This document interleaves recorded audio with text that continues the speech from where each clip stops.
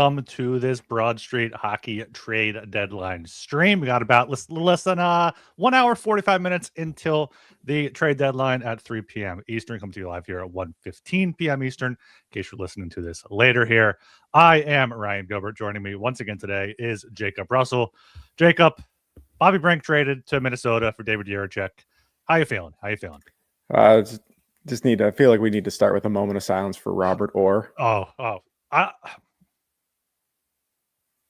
Yes, thank you. I'm glad you brought it up, because I had the same thing in mind. I went to the game last night. I splurged on some all you can eat and drink tickets. They're very cheap, cheaper than normal. So I had a hangover today.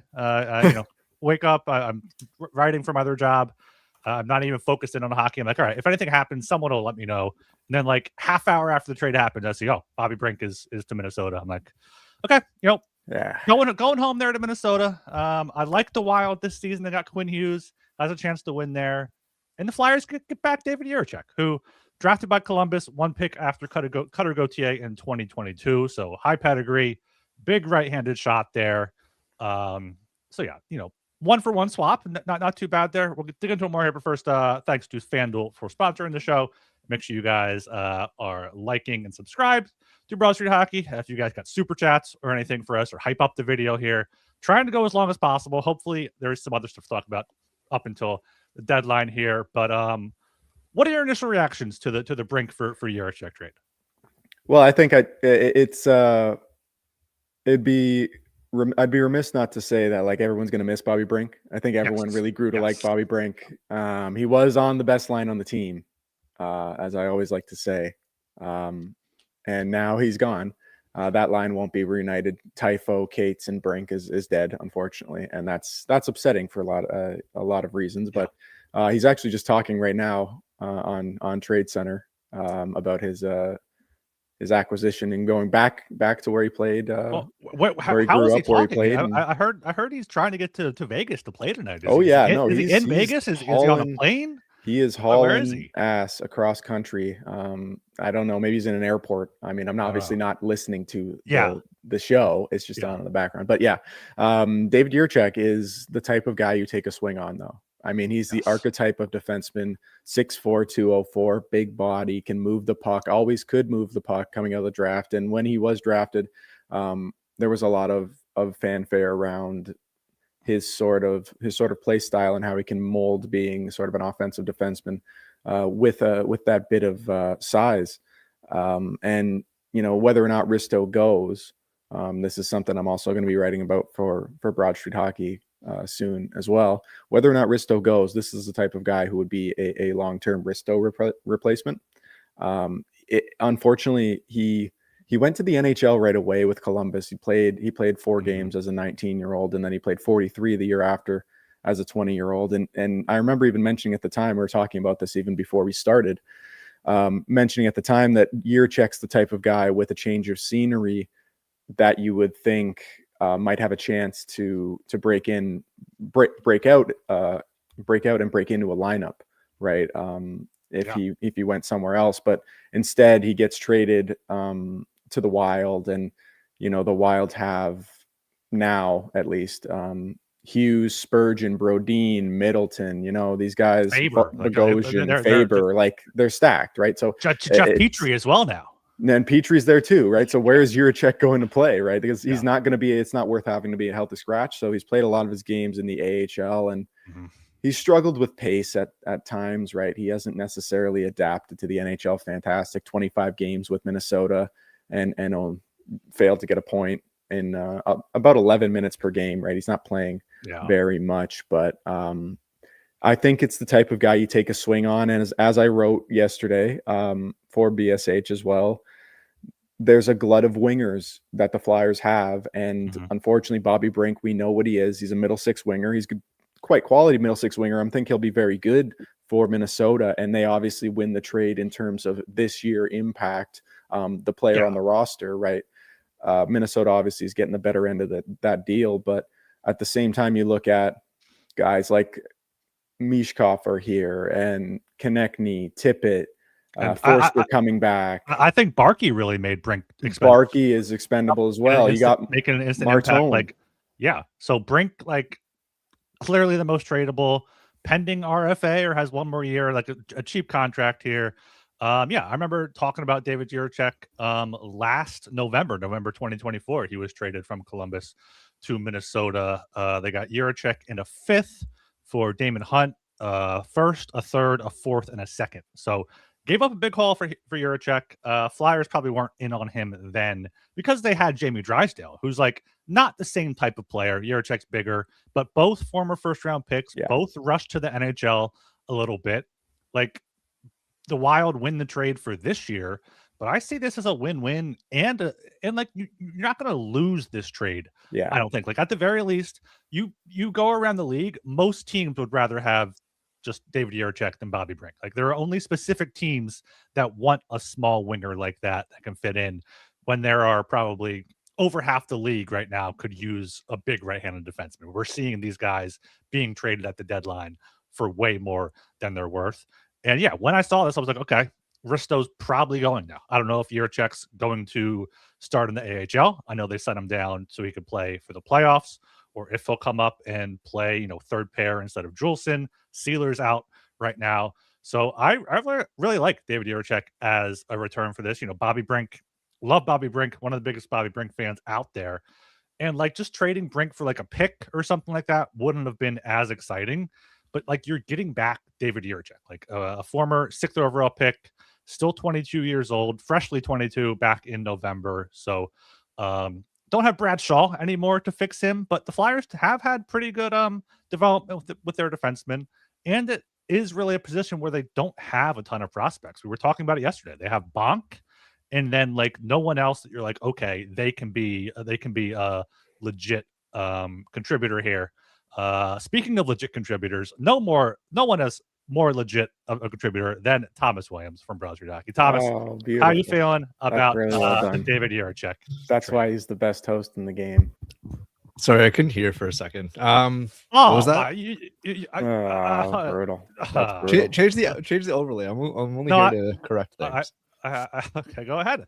Well, correct our takes on David Jiricek. I didn't hear any of them. Sorry. What do you think about David Jiricek? What are your thoughts on the trade? This is the worst entrance I've ever heard in my life. I know. Jacob's a pro at coming in mid podcast. Thomas is like all over the place there. Yeah, I gotta get on I gotta get an AM radio. I gotta let my cat in real quick. He's yelling at the door. So take it over. Okay. Well, I can talk about Jiricek. I like the move because my whole understanding is that like the reported ask for Bobby Brink was a 2nd round pick. So like if you take that value into consideration, and that's like what the Flyers wanted, then if they go from there and say, okay, well, if it's like this year or like 2027 picks are getting traded way more than 2026 right now. So if it's a 2027 first, even if it's 2027 second, then that player's helping you in like 2030, 2031. David Jiricek could help you right now or potentially next year once he develops a little bit further. And he has a way more high likelihood than becoming an impact NHLer than any 2nd rounder. Like, sure, like in the 2nd round, like every year we're falling over guys that like, oh, like Logan Stankoven is going to be like, there's those guarantees, I feel like, in the 2nd round. But overall, the likelihood of you getting someone being a top 4 defenseman or being a middle 6 winger, like Bobby Brink himself was a 2nd rounder, but is an early 2nd rounder. So like, you're not even getting a pick to where you picked Bobby Brink for Bobby Brink. Like, so it's just, it comes down to like them understanding that, and that mixed in with the Flyers' plans of wanting to turn it around a little bit sooner. It just overall makes sense to make this gamble, because it is a gamble in the end. It's not a guarantee that anything pans out. Bobby Brink could go score 50 points for the Wild next season, and then Jiricek is still in the AHL because he sucks shit at training camp. Like, that's a possibility, but I think it would still be a positive move because Bobby Brink wouldn't have zero room on next year's Flyers roster anyway. So yeah, that's what I was talking about. That's what we were talking about before. It's just like when you add in a guy like Martone, and let's say Jet comes up and doesn't play center right away, that's a ton of wingers all over the ice, and you're already got the guys on the fourth line like the Hathaways of the world, like the Grundstroms of the world. Even if it's not those specific guys, every team's got those fourth line players that are on the fourth line. You're not going to have a whole skill four lines. Unfortunately, we haven't evolved to that point yet in the NHL. So like you're always going to have two guys at the bottom and who are kind of just taking up space, to be honest. And Bobby Brink's not going to be one of those guys on the fourth line. So he's basically got 9 spots on, or 6 spots on the wings, right, to try and fill in. And when you got Mishkov already here, Martone coming, Forster coming back, Konechny signed long term, Tippett signed long term, it kind of just makes him the odd man out. And Jiricek is a guy who, he's got the tools. Like the tools are there. It's just a matter of putting everything together and getting more accustomed to the speed at the pro game, I think. I mean, I've seen a lot of games when I used to do some AHL stats. I've seen a lot of games from Jiricek where you get really, you can see why he was picked so highly. Why the skill set's there. You can see it plainly, but there's also he's one of those guys who just sometimes he looks like he's lost. Sometimes he's trying too much. Sometimes he's just trying things that were never going to work on the ice, but he's got the confidence to do it. So at his size, it's a good gamble. And I think it's a good compromise between, reacquiring just another big defenseman, because you don't want your back end to be small with Drysdale and York and Andre. So I think it's a good compromise. And, whether or not Jiricek is a second pair guy in the future, I think it makes enough sense to do. Yeah, you definitely don't want a small back end. You never want that. But like for asset management is one of the big things that speaking of, asset management has been a big thing for Danny Briere. We talked about the Dvorak thing, but like I think this is great. Like David Jiricek is gonna have this value. Like we saw him traded to Minnesota already. He's probably at his lowest value right now. I don't know where the Flyers are going to play him right away, but just give him a consistent minutes in the same role. See how he does the rest of the year. Maybe he's a guy you keep. Maybe he's a guy that you kind of rehab his value a bit and then flip him for something else. Like he fills a needed hole in the prospect pipeline, kind of gets you there with Bonk.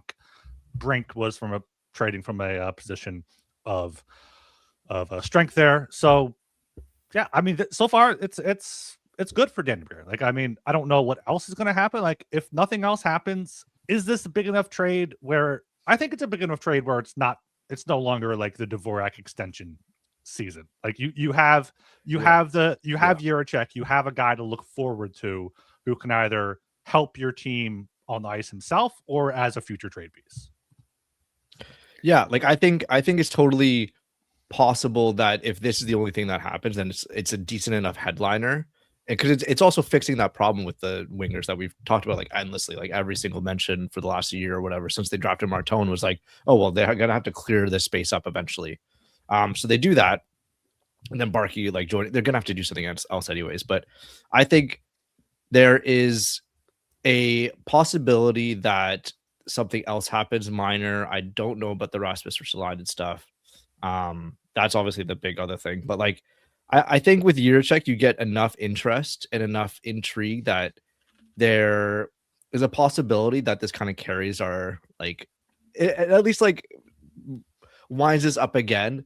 Like he'll probably play the Flyers like throughout the last of the season. Like there were reports, I think Kevin Kerr said it, that he's physically going to go to Lehigh Valley, like he's physically going to Allentown. So like he might just start there. Like I don't know. It's not 100% that like he's gonna be playing there for too long.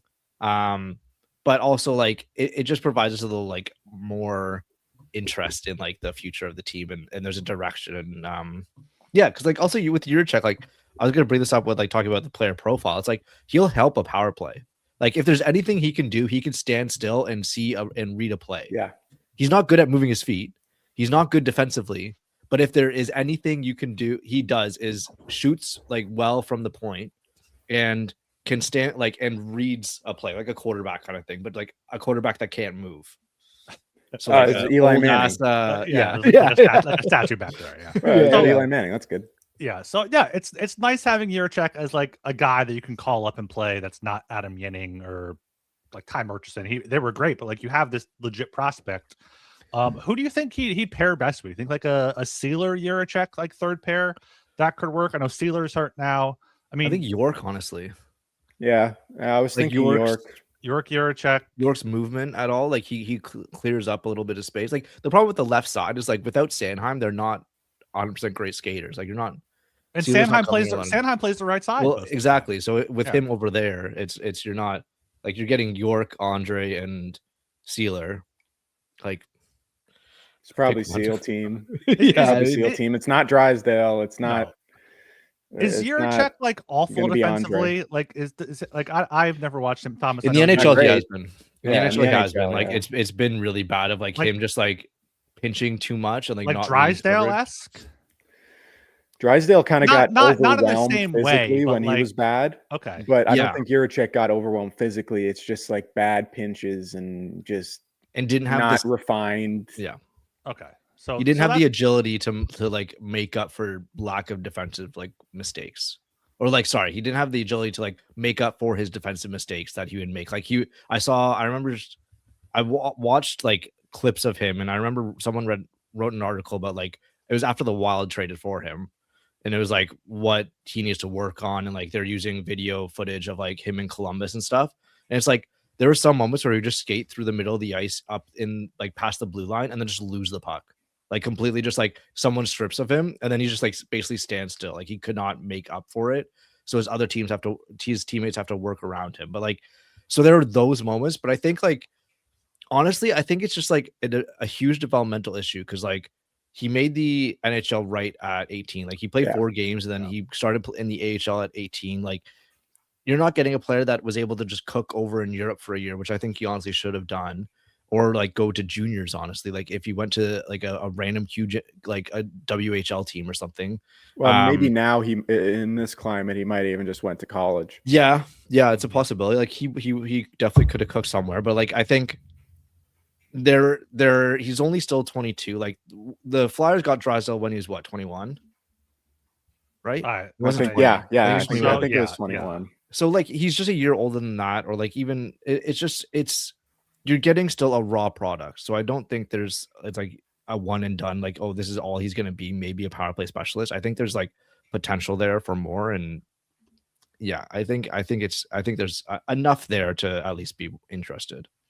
Yeah, I do wonder if the Flyers are just going to keep him in the AHL for the rest of the year, kind of like they did with Gilbert last year. Like he easily could have played in the NHL, but they were like, all right, let's get you in our system. Let's see what we can do with you. And like, even if like, you talking about the downside of his game, I think that could work in the Flyers system where you have those two-way defensive centers that can kind of make up for defensemen taking too many risks, especially if you do pair them with, even if it is Sealer or York, someone that you know isn't going to take those risks. Like I feel like that is something that can either be coached out of him or kind of like worked with him within the system. So, and the other big thing I think with trading Brink is you get rid of a right winger. Hopefully you get Michkov back on the right side. I know Kevin Kurz said Alex Bump might be the recall. He's a left wing. Could see him come up. Could see, some of these other guys come up, but this clears out that right wing spot. I wonder if Tocchet finds some other excuse to keep Michkov on the left side though. I don't see why you would at this point. It just seems a little bit like it's kind of obvious you put him back on the right, and Gilbert, and you just say you fit in wherever you can. It's not like he's been some sort of massive difference maker. He's been fine, but I think he can play on either side wherever he needs to go. I mean, I guess if you wanted to keep Michkov with Konechny or Michkov with Tippett, you would play him on the left again, but I would prefer to just put him back on the right and see what happens. If it's Barkey and Michkov, does that appeal to anybody? Like, it doesn't really matter. The centers are going to be interchangeable, I think, between Cates and Couturier. I don't know if anybody's going to like stick, but I don't know. Couturier seems to be a few steps below Cates. He looked really bad last night. He is rough out there. He looked. It's not even his full ice game, but like he doesn't look like he wants the puck. And when he gets it, he just looks like he can't move. And, you know, I want to play Mishkov with somebody who has a little bit of offensive talent up the middle, but like I'd rather play him with Grundstrom, to be honest. Yeah, it's because like Travis Konechny is in a non-contact jersey at practice here, so he's probably going to miss tomorrow's game. Sorry, what was that? a non-contact jersey for Travis Konechny, or as Jackie Spiegel put it, a no-touchy jersey. No touchy. Rasmus Ristolainen is on the ice. Nick Seeler and Dvorak taking maintenance days. Seeler hasn't played. Dvorak probably a maintenance day. He's not being traded. We know that. They missed out on a chance to get a haul for him. But read that at BroadStreetHockey.com. Yeah, BroadStreetHockey.com there. So yeah, like what do we think? Do we want to talk about the lines now? Do we want to talk about like what the latest? Do you want to mention the classic Alexei Gendron massive Riz trade? Oh, we can touch on that. People asking about that in the chat. Yeah, people said in the chat. I mean, Alexei Gendron is fine. Massimo Rizzo, I really wanted to be good. He is not good at all. And then the other two guys that they traded for are also not good. There you go. They're bad hockey players. In my humble estimation.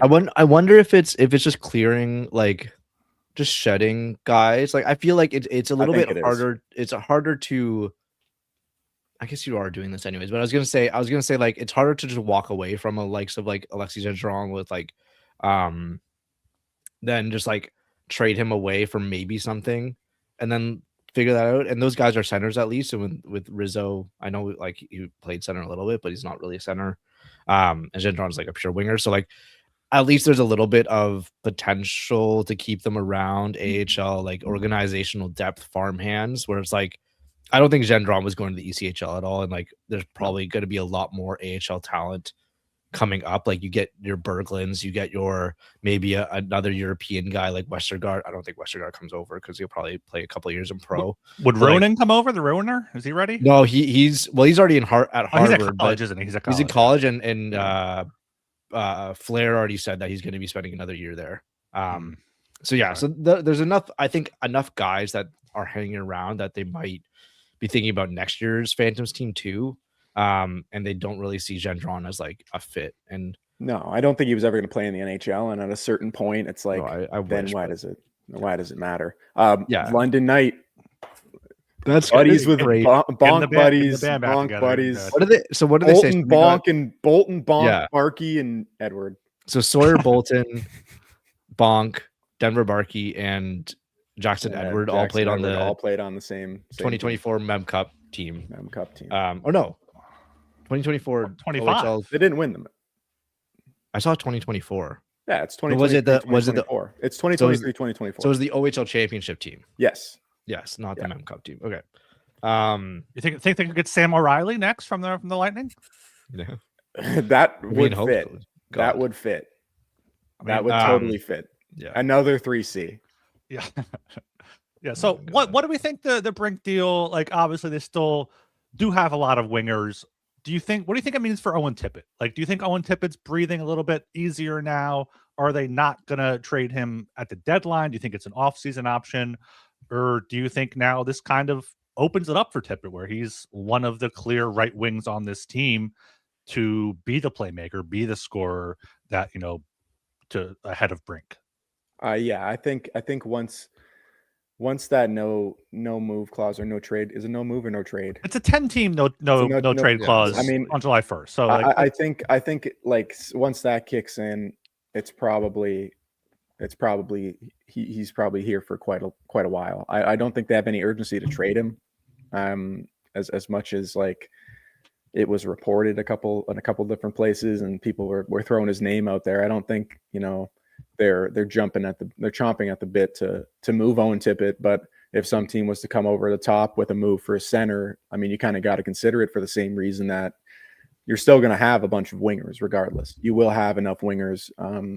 You can sign somebody in the offseason. If you traded Tippett, there's going to be, a lot of middle six guys who aren't going to go necessarily for too much in this free agency class. So you could trade Tippett, but I think there's still a belief within the organization that if you get Tippett on the right line, and get him cooking, that, you know, maybe he can ascend again into something else and have another bit of a career jump.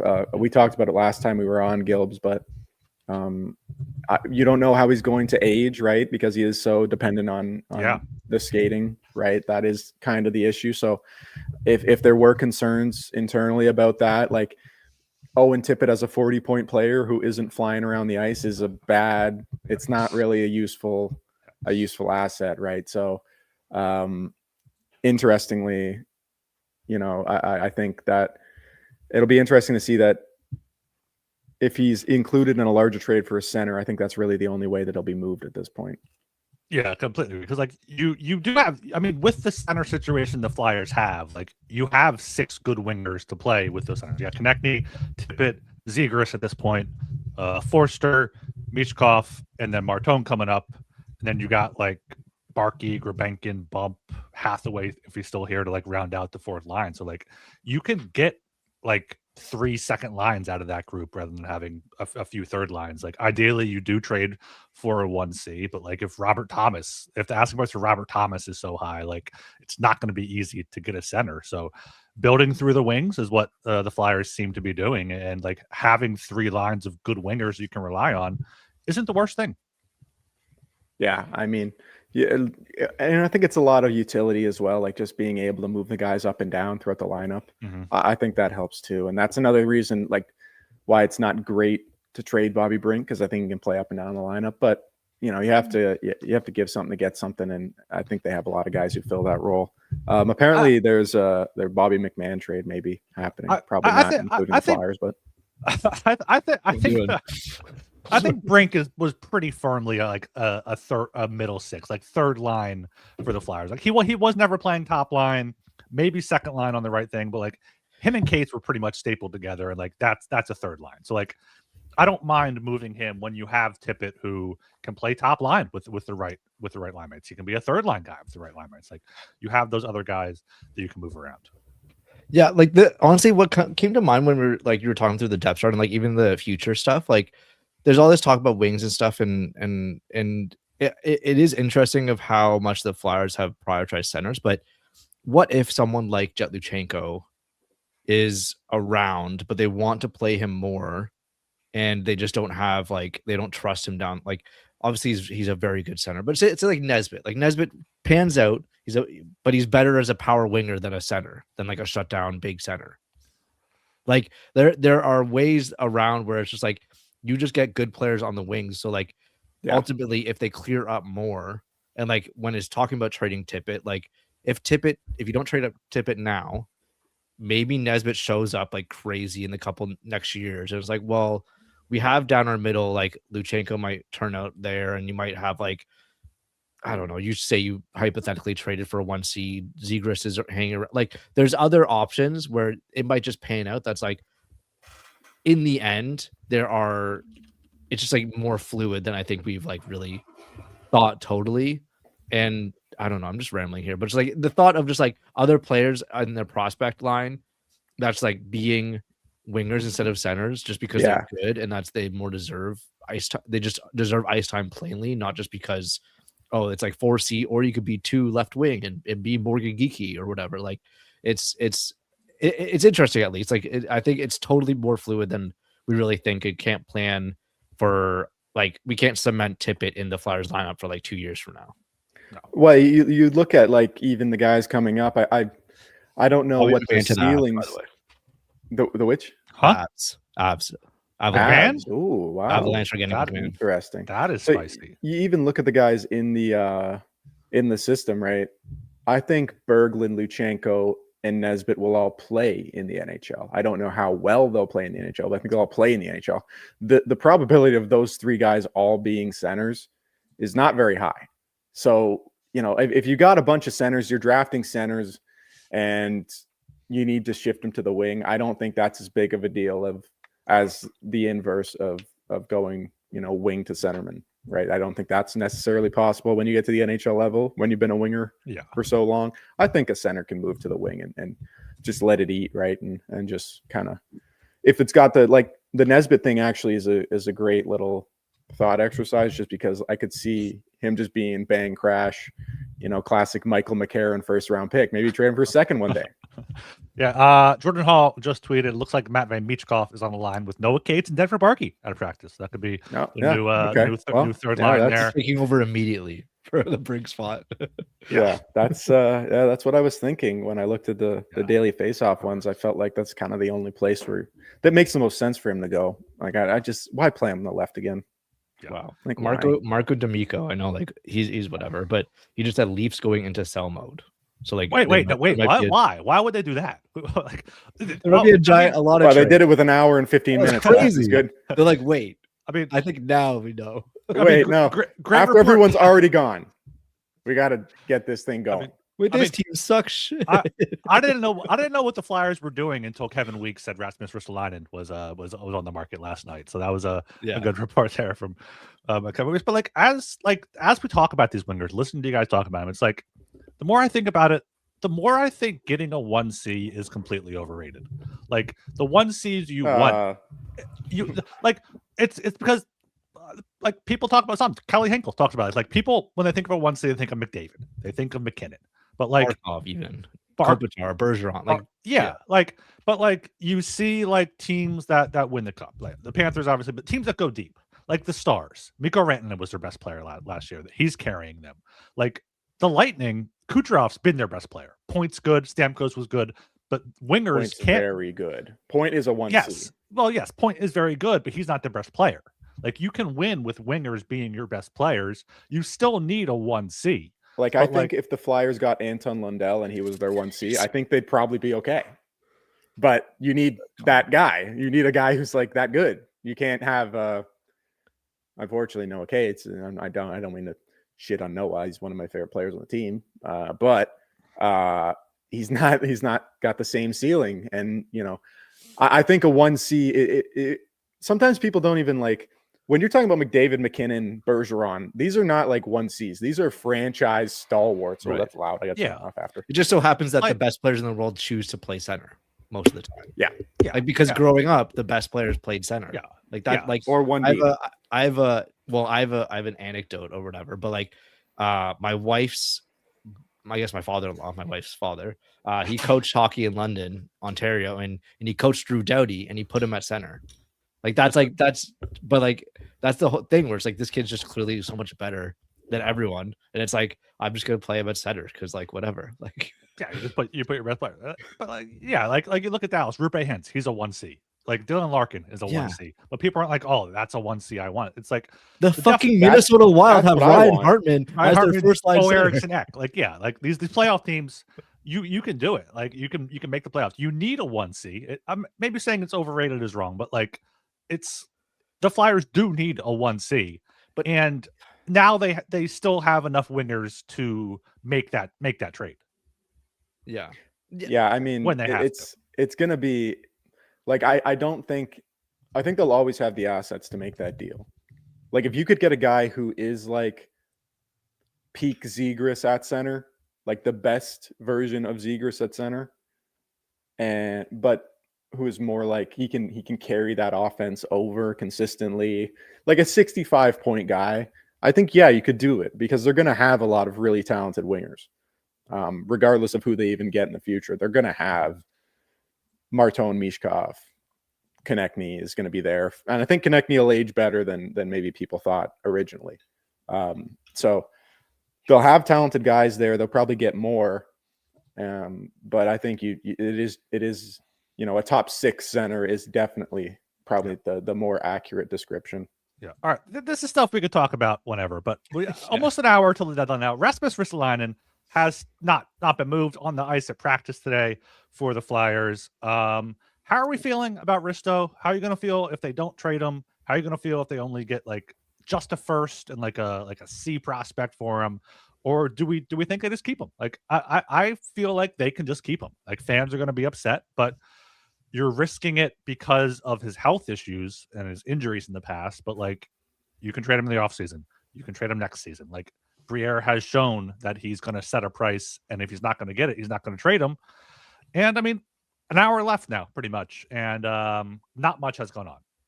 I could still see it getting done here at the very end, but with the Lawton thing, I'm a bit more willing to just kind of let the clock roll over, because he did end up getting his price, and we've seen at this deadline that the right shot D, the big right shot D, are always going to be valued at the deadline. I don't think there's ever going to be a time where that isn't the case. I mean, but it is upsetting, kind of.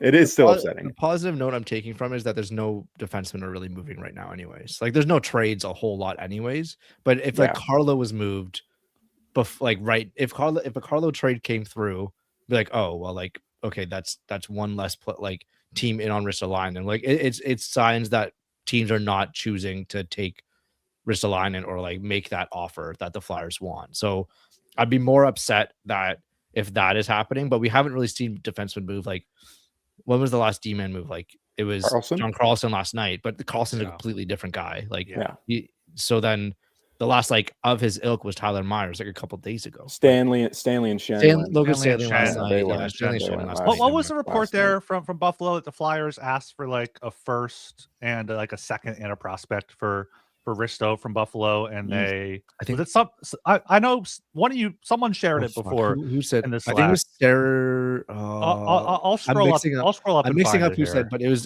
the ask for the Flyers right now, and probably still is, for Ristolainen, is a first, another pick, and a good prospect. So not just like any throw in, whatever. I know they're not getting that at all. So something more than what they got for Lawton, like basically, like Rubenkin, I think would classify as a step below a good prospect. Like, maybe like if you're considering about trade value stuff, it'd be more Carlo with like first and Minton, like a guy who could surprise and actually make an impact rather than like, oh, he's a good role player, maybe like a good young role player. But I think Carlo had a lot higher pedigree when he was traded than Risto does right now.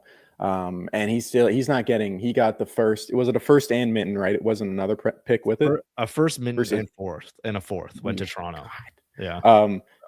But I went to Boston. I went to Boston. Yeah. I mean, like, if you're asking for a first and a second and a guy equivalent to Minton, which I liked Minton, but he wasn't necessarily seen as a guy who could play at the NHL level right away. I think by a lot of people, if you're asking for that, I just don't think you're getting it. Like, that flat out, I don't think it's, you're going to have to compromise and get a first and a prospect, a first and a good prospect. I almost thought was a bit pie in the sky at the start of the deadline. Right.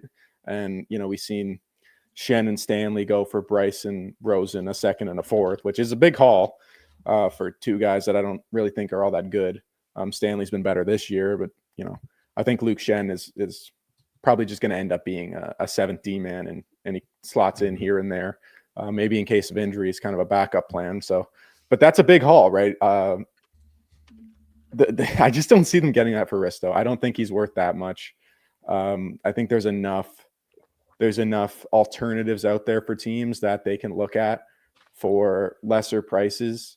And I appreciate Briere trying to get as much as he can. And I don't feel like they really want to, they're 100% set on trading Risto. I always thought it was like a 60-40. So something could come down the line with an hour left here. I think there'll be at least a couple more trades as the market starts to move. But I'd be a little upset if they didn't trade him. But at the same time, I didn't fully expect that they were ever going to get the price that they wanted for him. Yeah. The thing with, sorry, Gilbs, but the thing with me with like waiting where it's like, oh, they can wait on like until next year or the summer. Like, I think the problem with these trades a lot is that they are like this idea of the big rugged defenseman. Oh, Nick Delorier just got traded to the Canes. Why do the Canes? Breaking news here. Nick Delorier to the that's Carolina per Hurricanes. Elliot Friedman. Elliot Friedman. Canes. Nick Delorier. That actually does make sense. That's the one place that actually does make sense. Dr. T is cooking. And with that note, I have to go. So have a good stream, rest of your stream, boys. And, thank you for joining us here, Tom. I'll see you. See you, guys. Great job, Thomas. Yeah, Delorier to Carolina. I do wonder what the return is going to be. We will keep you updated on that there. Wow, that's funny. Yeah. That's just I get it, but it like I guess he's not going to play in the playoffs. right? I guess they don't really have No, they don't. It's really just Jordan Martinook. They got been Martinook like their on the sort of tougher third guy. line. William Carrier on the fourth line. He is actually tough. I wonder if the Flyers would get back. No, they wouldn't get back. But if they didn't extend Dvorak, maybe they would take back like Kotkaniemi or something like that. Like get another 3C. But at this point, no. At this point, no, in an alternate timeline, you're getting future considerations for that. No, you're getting like it's more than that. I'd be very surprised. You're getting like a 6th round pick or something there. But like, yeah, as we're talking about, like no trades have happened yet. What do you think is gumming up the works? Like usually there's like a big name that teams are waiting on, or teams waiting to see like on Trocheck, and if not, they'll I feel like go for a defenseman. Like I think Parayko said he's not waiving his no trade clause no matter what. Is Risto the guy that teams are waiting for to see if they get Risto, and if not, they'll get Falk or whoever else instead? Is Risto like the guy right now? I think honestly it's Trocheck. Trocheck's the guy that I'm looking at. I don't know why the Rangers would keep him at this point. They just look absolutely awful. We saw them at MSG. I was watching them actually last night at MSG against the Leafs, and they're just terrible. They're a terrible hockey team at home. Like they haven't, like the Leafs are worse somehow. But the Rangers, that's their first win at home since like November, like late November at MSG. I was watching and I was shocked as to how long it's been since they won at home in regulation. I'll add. Yeah. But you just look at that team; they're completely rudderless, and they've already traded Panarin, so you've already waved the white flag on the next 2 years of contention, more than likely. So Trocheck, I felt like always had to be the one to go. But it seems like right now it's kind of slowed down, and it's either going to be Trocheck or another defenseman, maybe Risto. Risto is the one, but I just don't see it happening right now for the price that Briere wants. Yeah, per Frank Saravalli, so take this with a grain of salt. Flyers receiving a late round conditional pick in exchange for Nick Deslauriers. I feel like I could guess. No shit. You could guess that. No way. They're gonna late conditional pick. No way. What would you what else would you give up for Nick Deslauriers besides that? The max, the like dream maximum is a conditional 4th. Yeah. Right? So yeah.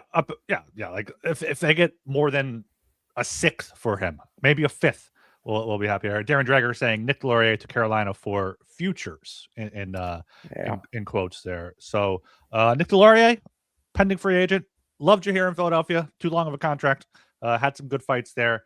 Bring back a mid to late pick, and more importantly, open up a roster spot. You're open up a spot there on the 4th line. Maybe bump does come up for Brink. Maybe they bring up someone like Kachuk or Tomasino or Tony Dick or someone down there from the Phantoms. But yeah, Nick Deslauriers, he was getting on the ice. Apparently Rod Brindamore has been looking at him for a while. Good physical presence for Rod Brindamore. Bill Meltzer just tweeted, look for Alex Bump to be recalled and make his NHL debut this weekend. So that's fantastic. I'm really excited to see that. Yeah, Alex Bump will make his debut tomorrow, likely, I'm assuming, in Pittsburgh. And the Flyers come home Monday to play those Rangers, which should be a thrilling game down there at the Xbox. But yeah, D'Lo out. Don't have to worry about him clogging up a spot on the 4th line anymore.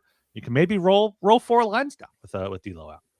Yeah, I mean, he actually looked pretty decent the last couple times he had played. He was really active, and in some games where nobody was really moving, he was at least dumping and chasing, and he'll throw some hits. And I appreciate how much he puts his body on the line and really is he's always trying. You can never say that he's not trying his best out there. But yeah, it was probably time. I don't really know. I guess the Hurricanes will probably keep him in the holster for a playoff series. Maybe something gets a little scrappy against like Tampa or something, and he needs to go out there and physically murder Corey Perry now, another new acquisition. So it's not going to be for really any asset at all. And I think it's one of those things where the analytics, they have been on the forefront of the analytics movement, the Hurricanes, for a long time. They've played small for a long time. And, you got to throw the dog a bone every now and then and get a guy who will just, punch somebody in the head if need be. Yeah, like the Hurricanes are deep enough where even if they do play Delorier for 5-7 minutes a night, like they can make up for it. Like they have Nick Ehlers on their third line. So yeah, Nick Delorier can get in there for Rod Brindamore. Maybe they play the Capitals in the playoffs. They have a Tom Wilson, Nick Delorier fight there or something. But yeah, Briere now trading Bobby Brink and Nick Delorier both out there. So two bottom six wing spots open up. Looks like Bump will take one. I wonder who's going to take the other, because especially if Konechny is still out, like they'll need someone else up, right? There's no other current healthy scratches. Yeah, because so, someone will have to come up. Maybe Garrett Wilson gets a quick little shot. Yeah, he did get signed to an NHL deal, and he is a tougher guy. He's hard nosed, so that could be a thing. Him, Grunstrom, and Hathaway on the bottom line, on the fourth line. Charlie O'Connor tweeting now, hearing the return isn't anything much under Laurier as expected. 7th rounder in 2027, and I believe there are conditions on it. So, I mean, you got anything for Nick Laurier? Didn't have to retain salary. I am. God, I hope not. No. But so you can still have that slot open. Still got something to talk about here with less than 1 hour till the trade deadline. Now you got to give it to Danny Briere for giving these guys at TSN something to do. Barely, it's not much. It really is not much at all. I'm sure James Duthie is making a joke right now as I'm looking at him about how the magnitude of this deal. But yeah, we'll have to see. I mean, it does show that Danny's still working. There's still stuff going on. There's still things in the mix. Maybe Nick Delorier was gumming up the work, so everyone's waiting to see where Nick Delorier went. And now the Flyers that's going to shake it up. That's definitely going to shake up the league now. You'll feel the reverberations of this one for years to come. Do you think Danny Briere is on the phone with Eric Tulsky there, or is like one of his assistants just like, all right, you handle? Danny's like, all right, you handle this Nick Delorier negotiation. I'm focused on Aristo. Honestly, Brindamore might have just called Talkett and just been like, hey, can we have this guy? Do you want him anymore? Like they probably have each other's number. Or Keith Jones. Like really, that's a very good chance. It was probably Keith Jones. It's probably Keith and gets a quick call from Tulsky and Brindamore sitting in an office, some room in a WeWork somewhere. Yeah, it's like, hey Keith, I got Rod the Bot on speaker with me here. Talk. Yeah, and Philadelphia Thomas dropped something. Adam Glendening there. Why? He's a defenseman, is he not? Yeah, that's just another guy to block. Is it Luke Glendening? Luke Glendening. Adam Glendening is it's Glendening. Is it Luke Glendening still around? 36-year-old center right winger previously with the Devils. 4 points in 52 games for Devils this year. He was washed when I was in high school. I guess maybe he'll be the fourth liner replacement for Nick Delorier, so that's not nearly as exciting. There, I imagine Garrett Wilson cleared waivers because he was on waivers there, but that is not very exciting with the Glendening. But you know what? No. Back to Delorier. Talkett has been playing Delorier recently. Probably like, hey, Rod's like, hey, let me just make sure he can still play. Throw him out there on the fourth line. Don't do anything dumb, Nick, and you can have a chance at a cup because the East is wide open and Carolina is once again one of the favorites. Yeah, so that's pretty much all you can mention about that. I mean, there's really nothing else going on with that deal. Conditional 7th is funny. Like, what would the conditions be? Like, it can't get worse. It can be an 8th round pick. Can't get signing slots. This isn't baseball. It's probably like between 2 years. Hurricanes don't have their 7th this year. They have their 7th in the next 2 years. So it's probably like Flyers can choose 2027 or 2028 or something like that. Luke Glendening has won 51% of his faceoffs this season, 57 last year, 55% on this season. So I guess he's like Rodrigo Abels, a veteran. Yeah, no, he essentially, I think Abels is a little bit better than him, to be honest. I liked Abels when he played, but he's a guy. He's not going to be an analytical darling. He's not going to be scoring. He's not going to be necessarily doing anything positive, but he will win 1% more than 50% of his faceoffs. Timothy Liljegren to the Capitals here. But yeah, for Glendening. Oh, Liljegren and Sandin back together. That's fun. I love that. I guess having someone like Glendening as the 4C is better for the organization overall. You keep the Phantoms together. You keep that going on. Phantoms are rolling into the playoffs next month, hopefully. So you get a veteran, see what you can do with them, and just fill in the fourth line there. Yeah, I think it's interesting just to see like how quick that changed. I didn't even know Glendening was on waivers, to be honest. I didn't even know he's still in the league. But yeah, it's not like it's going to be some sort of seismic shift. And yeah, I don't like. There's not necessarily a guy who's set up to be the 4C. And Grundstrom can probably move back to the wing. So it's going to just be Glendening sit there for the rest of the season, and then you say goodbye and get him out the door. Remember Derek Grant? Derek Grant, what a guy. Derek Grant kind of served that same purpose. It wasn't Grant, like we thought he might have actually been a bit more, but he basically served that purpose. And I mean, Chuck Fletcher made sure he got Derek Grant and Nate Thompson just so he had two 4Cs to move in there. But yeah, you probably got Grundstrom back now on the wing with Glendening and Hathaway. That's a fourth line, I guess. Those are three players that can play on the fourth line together there. But yeah, maybe Liljegren, maybe things will open up. Things have to open up here. A deadline does spur action as the clocks tick here.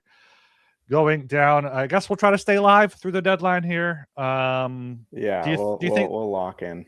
Do you think Hathaway? You think anyone else besides Risto could be traded? Hathaway, I always thought there was a chance that he would go. I don't know. It seems like he's one of those guys who a playoff team would love to have. Like he's been traded for a fourth like 3 times, or a third and a seventh or something, like a billion different times. So it's one of those things where I think it's probably prudent to move him if you're the Flyers, but he hasn't necessarily had a good year, right? So he's not been good. He had that long goalless streak. I just saw against the Utah, like the highlights from the past Utah game before the one last night, his classic, stripped on an empty net breakaway, and then Keller scores in overtime, they lose. And that's kind of the moment he's had this year. It's really the only moment he's really made a massive impact. And yeah, it's been tough for him. So I wouldn't be against trading him. I think it makes the most sense. But besides that, it's probably keeping Sealer. I don't think Sealer's going anywhere. Maybe Emile Andre could go in a package deal. I wouldn't be shocked if that happened. It feels like that's going to happen eventually, but not now. Who? Maybe like with Grundstrom and Andre or something. Yeah, Grundstrom is a guy I could see being traded for. Get a couple picks, like a third or a fourth. Good asset flipping by Briere, getting Grundstrom for nothing from the Sharks, and then had a good few weeks with the Flyers and being able to trade him. He's been quite good. I haven't had any complaints about Grundstrom, and I actually think that there's been some games where. Braden Shen to the Islanders. That is interesting. See, we're starting to cook now. We're starting to cook. It felt like once the Delorier thing happened, everyone was gonna get locked in. But yeah, I think Grundstrom, he's looked a lot better recently, and I wouldn't be shocked to see him move either, because I think he's legitimately a solid fourth liner in the league. Him or Hathaway seems like one or the other. There's a very good chance of that happening before the day is done. I just don't. I think you get a bit more for Grundstrom, but I just don't know if you get a ton for Hathaway at this point in time, other than just like a conditional pick or a later round pick. Yeah, Hathaway is thanks for taking that $2.4 million contract off our hands. Maybe you trade him for a similar contract for like a center or a younger player to get in there, especially if you do trade Grundstrom as well. I think those are likely the two likeliest. Andre, I guess moving him, if they have plans of playing Jiricek in the NHL, maybe moving Andre would make makes some sense. And he's an RFA. I can't see the Flyers wanting to give him too much, given how they have talked about him in the past. Maybe Noah Juulsen goes. He's a pending UFA as well. I could see the Flyers doing well by those veterans like they did with Eric Johnson last year. Hey, I don't know. I think there's probably a better chance they get him another min contract for a year.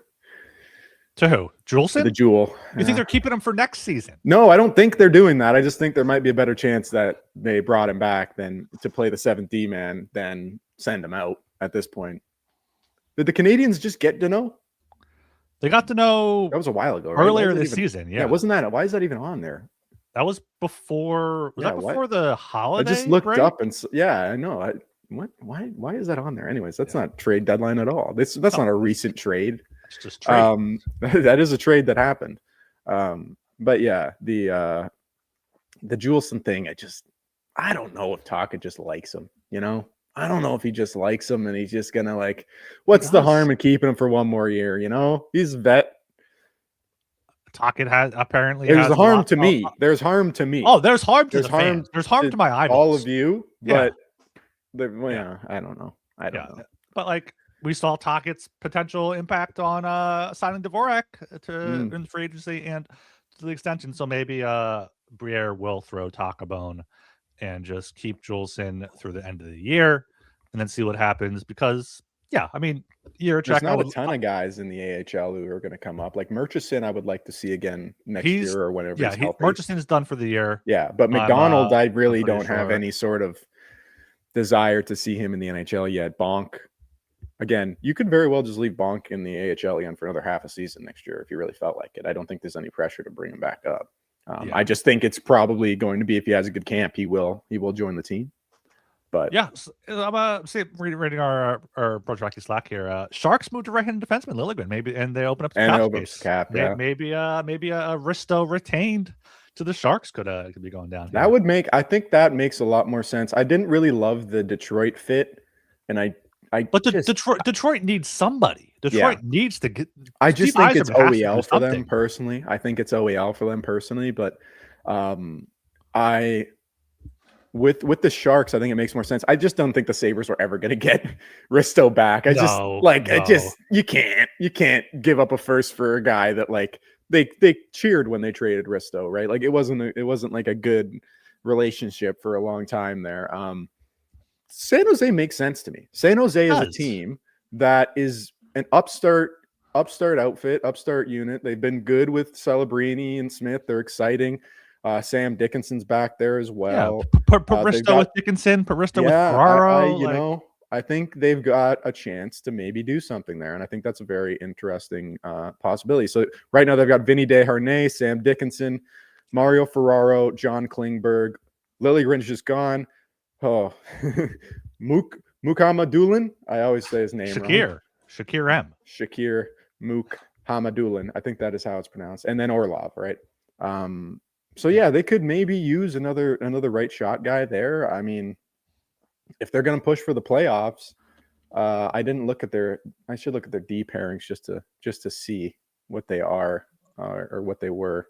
Well, they got I just had about Klingberg is on the top pair with Orlov. Then you have Ferraro and Shakir. And then you have Dickinson and Desharnais. So Ristolainen could easily go in there. Yeah, on the right Ferraro, side for sure. Dickinson, I actually really like Risto and Ferraro. I actually would be that sounds really solid to me, actually. Is there anyone on San Jose in their prospect pool, any young centers on their roster that you would Michael Misa would be a good return for? Okay, Joe, it would be a good return for Rasmus Ristolainen.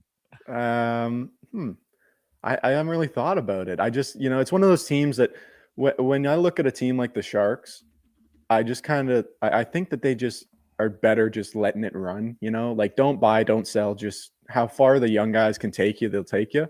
Who did they trade last year that was shocking when they traded a young guy? Was it I'll look it up. I'm trying to find their prospect pool now, but there's on the roster there's not really, like Colin Graff, he's not a center and he's not really that exciting. He's been good this year, he's been very good this year, but I don't think he's a guy. Maybe you can target him, but it's definitely a spot that I didn't think about, but it makes a lot more sense, especially now you get rid of Liljegren and you've got a unit that's a lot more offensively minded. Like Ferraro is pretty offensive defenseman. Orlov and Klingberg is offensively minded, especially now as well. But Orlov, a little long in the tooth now. He's not the prime Dmitry Orlov that the Capitals had or even the Bruins. And Sam Dickinson is a more offensive guy Vinny Desharnais is just tough and shut down, and he can honestly be scratched too. So I think you got two guys on that right side. That right side looks really weak to me right now. So I think that's the best shot he might have. Like I'm fully in on the turnaround here of destinations for Risto. I think that's the one you got to target now. Yeah, and they've already come together on that Grunsome trade earlier this season. You know, GMs usually like to trade with GMs they've traded with before. I was going to ask you if Nedeljkovic would interest you at all, but apparently he signed a 2-year extension today. He did sign an extension. Yeah, it's very so that's not going to be an option there. But maybe like somebody like I'm looking at Teddy Merton. There's a 3rd round pick, 6'1" center, playing for Moncton. You know, in the Q. The Q's not good. He's got terrible numbers with the junior team and the U18s, but he's going to BC next year. We love guys who go to Boston, apparently. I mean, not Boston College, but Boston in general. We've had a lot of those guys there. And, you know, I'm not fully against something like that. Like, that's the type of guy. He's 19. He's just drafted, obviously. So it's not like, you know, in 2025, he's just drafted. So it's not like they'll be wanting to give him away. But like a second in a guy like that, I'm not fully opposed to that. I don't know what exactly he's been doing, how good he is, but he's one of the centermen. Kyle in the chat here saying the Q isn't good and he's got terrible numbers. Sign me up for that. Yeah, I mean the Q isn't good. Yeah, and yeah. He's basically bad Caleb Denoyer. Does that not get you fired up, horned up for bad Caleb Denoyer? What about like Igor Chernyshov for I know he's a winger, 32 points in 38 games this season in the AHL, 11 points in 15 NHL games this year. So he's a Russian guy, 6'2", 20 years old, turns 21 in November. So maybe that's someone the Flyers could look at. I don't know if is he like just a little bit better than Gurbenkin, probably. I think yeah, maybe a little bit. I think he's got higher skill ceiling than Gurbenkin does. He ripped up the OHL when he was there. That Saginaw team was really good, but he did rip up the OHL when he was there. He was very good in the OHL. Thomas just said the Sharks aren't trading shirt. I was about to get to there. Yeah, he's ripped up a lot of levels. You know, 11 points in 15 games in his debut season in the NHL. Like, he could be up there right now. Yeah. Right. So that's not happening. The you know, I'm thinking like Bysted, he's saying. Teddy. What does he think about Teddy? Teddy who? Teddy Mutrin? Edward. His name's also Edward, I guess. But that's I'm looking up this Philip Bysted guy. Bysted is also good. He's a bit older. Center, 6'3", drafted 27th in 2022. 41 points in 45 Barracuda games this season. Has yet to play in the NHL. Oh yeah. Who's the other guy you said? What is it? Is it Merton or Mutrin? I don't know. I think it's Mutrin. Let me look up Teddy Mutrin. I'm just on his elite. Teddy Mutrin right now. 61 points. 6'1", 210 about. I could maybe take like a first in him. I feel that's what I'm saying. That's what I think you get for Risto. That's what I always thought. That level of prospect, he's not great necessarily. He's not looking like he's going to be a stud, but that level of prospect, you take a shot on, and you get another 1st round pick. You send him away. His dad played in the NFL for the Patriots. That's interesting. Fun fact there from about Teddy Merton. Should we not trade for him now? Is that like a bad thing for you guys? I don't really care, but I don't care. I mean, I think he played for like 1 year there. He played there and somewhere else. All right, it's not like Tom. It's not Tom Brady's son. No. Anything else happening here? Penguins got Elmer Soderblom from the Red Wings for a 3rd round pick. I love him. I love Elmer Soderblom. Kevin Dubas just continues to cook. Kyle Dubas just continues. Oh, they go to the Penguins? Oh, he's going to be so good against. Yeah. Just throw him on a line with Crosby and tell him to stand in front of the goddamn net. Who even cares? No, they won't do that, but I love Soderblom because he's so massive. He's just so tall. He looks like a giraffe out there. It looks like he should not be playing forward. No. Yeah, Sharks could be a destination. I like the Sharks a lot. Actually, Ristolainen, Red Wings. The Red Wings have to do something. The Red Wings. I mean, they got a 3rd round pick. What do you want? Maybe they send the 3rd in a package for Risto. Maybe it's a 1st, a 3rd, and a prospect. Yeah, I could see them just shipping that out immediately. Yeah, Sharks do have the Oilers first round pick as well this season. See, that's not a high asset, but is that from the Jake Wallman trade? Most likely, I would think so. I mean, trade for that, and then the Oilers missed the playoffs. Top 12 protected the Oilers pick is if the Sharks do end up going there, but. Yeah, 40 minutes now until all the insiders will race to tweet pencils down. They love doing that at 3 p.m. on trade deadline day. And also a reminder that trades can happen after 3 p.m. if they're still going through the registry because the NHL still uses fucking fax machines here. That's so funny. It's actually the funny thing in the NHL is they've stayed so far behind the curve that it's almost come back around, and I almost like that they use fax machines. Yeah, because there's kind of like a Luddite element to it where you're just like, please stop telling me, don't stop spamming my Twitter with the same joke every year. Like, I don't need everything to be so digitized and immediate. No. Yeah, you can't deep fake a fax machine. It's legit there. Yeah. You can't do a parody account with a capital L instead of an I with a fax machine. Fax machine knows. Fax machine's got you. Yeah. So we'll have to see. I mean, I think there's still a lot to be done at this deadline. The Bobby McMahon thing, that's also going to shake it up a little bit, I think, too. When that actually gets confirmed, I think a lot of wingers might go, or a couple wingers might go after that, because I think that's a benchmark type of guy that people were looking at heading into this deadline. Yeah, I don't think the return for McMahon has been out there. No, it's still up in the air. I don't even know if they've actually traded him yet. And only Frank Saravalli tweeted about it. No, Chris Johnson tweeted about it as well. He said Ross Colton, Gavin Brindley, and a draft pick is the return, but that has not been updated as of yet. Braden Shen has approved his trade to the Isles, so he will be going there. Colorado assigned Brindley to the AHL. Imagine if Shen denied it too. That would be really funny. Everyone just wants to stay in St. Louis. Yeah. Apparently Colton Parayko was like, his wife is like a St. Louis icon, and that's why the girl that he's engaged to is like a St. Louis icon, and they just don't want to leave. Yeah. She's pizza royalty is what I saw. Pizza royalty, St. Louis pizza. Yep, that's what I saw. I don't know if that's true. St. Louis Pizza Harris.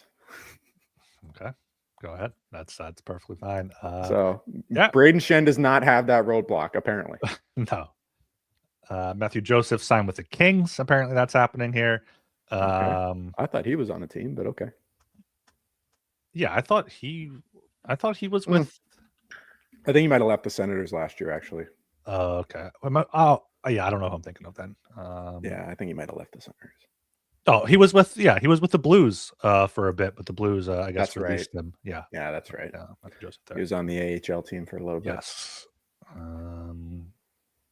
Yeah. So a lot of weird signings randomly today. Yeah, yeah. Like it feels like trade deadline doesn't have a lot of like depth signings. I mean, I guess it's a little bit different because of how the break was. Yeah, he played 39 games with St. Louis and then 2 with the Thunderbirds, and I guess he just called it and didn't want to be in the AHL anymore.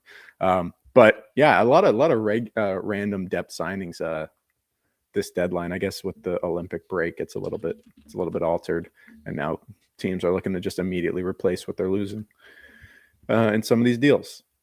Yeah. But that Braden Shen return is going to be interesting. I wonder what the Islanders, Shabanov maybe have to give up. Maybe they're trying to get rid of him, but I don't think anybody wants him. Yeah, maybe he'll be a throw-in in a deal. Like he's not going to be a key piece. He had to score against the Flyers, though. He did score against the Flyers. He had to score against the Flyers. One of his probably 6 NHL goals. Yeah, this is what's going to happen. The deadline, nothing happens here, and then the final 15 minutes are going to be fucking things left and right. So we got you got to lock. That's why we got to stay locked in. We got 20 minutes to kill or so here. I thought Joe DeMarini was going to join us here at some point. We'll see who comes through. Yeah. If you got questions in the chat for us, if you super chats, let us know. We will read them and try to answer them on the stream here. Yeah, and we don't get any more guests. There's a couple people talking about not trading Risto and how that would affect how they view the season. I mean, I think they just asked for too much initially, and there's too many alternatives out there. And I think it was always going to come down to the deadline. It might actually be one of those where it either happens within the last 10 minutes or it doesn't happen at all, because it just seems like there's so many guys bouncing around that you don't really know. Like, nobody thought about the Sharks until now, but now it looks like, if the Sharks wanted to add again, which I don't know if they do, they have enough assets to try. I don't know, that just opened up now, that possibility opened up now. And I think there's going to be a lot more trades occurring as we go here. So yeah, but I don't know. It's going to be interesting. Reading off those Sharks defensemen, it's like if they have a chance to make the playoffs with Celebrini with the heart to make the playoffs, like they have to, I think, add somebody. I don't know if maybe they'll go for like Falk instead of Risto, or like a lower tier guy. I mean, I see Falk or the thing for them. Nemec could be interesting for them. Get a young guy. It could. I think Makhmadulin is kind of the same sort of vibe as Nemec. He's obviously way bigger, but he's a young guy, and I don't know. And Dickinson, the same thing, right? Another young guy. I think the Sharks defense is funny because they've got 3 old guys, and then they've got the 2 young guys in Desharnais. So if you get Falk, you got a very, Orlov, Klingberg, even Ferraro's getting up there. But if you get Falk, that's 3 really old defensemen that, they might not even be. I don't know if Klingberg and Falk will retire within the next year, right? I don't know. Yeah. They still got some life left in them. They're not horrible, but it's also a very old back end. Yeah, I'm scrolling through the defensemen on the TSN trade board. You got Parayko. He's not being traded.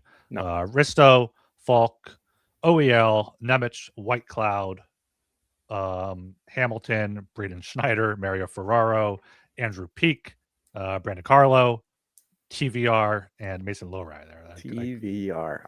TVR's got to come to the Flyers at some point, right? Probably. It's going to happen at some point. Maybe when he's like, he'll be the new Juleson in like 3 years. This TVR. It just stinks. Yeah, just rotate in the veteran defenseman over the past 5 years. Yeah. Well, I hope Deloria gets to play a playoff game at least. That'd be good. Yeah. Charlie tweeted, in there. The Deloria trade isn't really about the return, which really won't be much of it. If anything, it's about giving Deloria a chance to finish out his contract in the contender, doing him a solid basically, which just continues what the Flyers have done. Eric Johnson last year, Nick Deloria this year. It's a reason why veterans or players might want to come to the Flyers, because they know Briere is going to do right by them. I think the good thing you can say about this front office, if you take all of their moves, all the drafts out of it, is Briere and Jones around the league seem to be very highly respected and highly liked by both players and management alike, as well as the media. Like, they've got their sort of tentacles in every kind of hockey, circle. And I think that helps in a league where it's a lot of relationship based kind of stuff. Yeah, it's interesting because like we talk about the Golden Knights being so cutthroat, and we're like, we want that, but like also like the Flyers just can't do that because they have this whole Flyers family thing, and that's the whole thing. Braden Shen return is a first, a third, and a prospect, according to Darren Dreger here. No word on what the prospect is yet. I guess that's not too much. I know Shen had to waive his no trade clause. His contract isn't great. It is for a few more years, but like it's Braden Shen's not necessarily the same guy as he was even like 2 years ago. No. But he's still a very decent, centerman in an NHL at an NHL level. 28 points in 61 games, 12 goals. Yeah. But he's reliable on a good team, which St. Louis hasn't been recently. On a good team, he's probably a 50-point guy still. And he's held that for basically his entire career. With the Blues, at least. If he plays a full season, he'll hit that mark. He had that 1 year where he played 62 games and had 58 points, he was on fire. And then the year after that, 65 and 82. But realistically, he's probably a 50-point guy as a centerman at this point in his career. Maybe the Islanders find someone he works with, but I mean, that's a good deal for the Islanders. They're going to have a decent shot in an open, Eastern Conference to maybe surprise a team or two. Sorokin is there. Exactly. You've got Bo Horvat up the middle. I loved Bo Horvat at the Olympics. I thought he was very, very good. Great. Yeah. You always forget about Matthew Barzal and guys like that. I mean, Andre Palat is on their first line, but hey, maybe it'll work. Who knows? Yeah, they got the new fourth line trio. Casey Cizikas is still there. They got McLean and Gatcombe now, so they'll be there for the next 15 years, I bet. And of course, Matthew Schaefer is a fucking stud. Yeah, Matthew Schaefer. I cannot believe I thought that Misa would be better than him. I am just a absolute idiot. But yeah, the Islanders are going to be tough to beat. Yeah, you were just center pilled. You wanted this. I love centers. Braden Shen, $6.5 million for 2 more years. Flyers just made the Deloria trade official in his conditional 7th round pick. Let me click on the newser here and say if it what the conditions are. It does not say as of yet, but yeah, Braden Shen, $6.5 million for 2 more years, I believe, after this one. That's reasonable. So it's interesting what the Islanders are going to do with Anders Lee, a pending free agent, John Gabriel Pageau, a pending free agent. I can't imagine they'll re-sign him, but yeah, interesting note from Andy Strickland is that the Islanders and Blues are staying in the same hotel in San Jose, apparently. So that is a quick trip over for Braden Shen. Well, you can just move a room or two. That's nice. Yeah. But would you have been interested in bringing Braden Shen back? Would that have been something that tugs your heartstrings a little bit? I mean, he's not bad. 2 years left, 6.5. Again, there's so many moves that just get absolutely kiboshed immediately because Sean Couturier is an anchor. Yeah, no, I wouldn't want Shen back at the contract. No, I wouldn't. Even if they didn't. 6.5 is not that bad for him. No, but even if they didn't extend Dvorak, like I'd rather have Dvorak for 5 more years than Shen at this one. Especially if you have to go up a 1st and a 3rd for him. Like that contract isn't good. It's not a horrible contract, but it can definitely handcuff. It's not a steal. Handcuff you by any means. No. Yeah, it's he's a centerman who could probably play. Again, he's probably more a 3C than a 2C. I think you play him a 2C with good wingers still, but again, it's not really anything that makes sense for the Flyers. It's just something that's kind of interesting to think about. Yeah, I do wonder what the prospect is going to be going back to the Blues there. Also saw someone tweet that the Blues aren't going to be done yet, so I don't know if that could be Thomas or Parayko or Falk. Less than 30 minutes now, and tap dancing here a little bit. Talking about bullshit. Everybody's just yapping. I can just look at them on the screen. They're just yapping. It's every deadline. Every deadline is just all the same. This one was a brutal one specifically because of the trade, like the sort of trade rush before the Olympics and after the Olympics. And it was always going to be a weird one, but yeah, I mean, I think there will still be probably 5 more moves before the end of the deadline and some stuff that comes in late because it just seems like it's trending that way. It doesn't feel like it's all done to me just yet.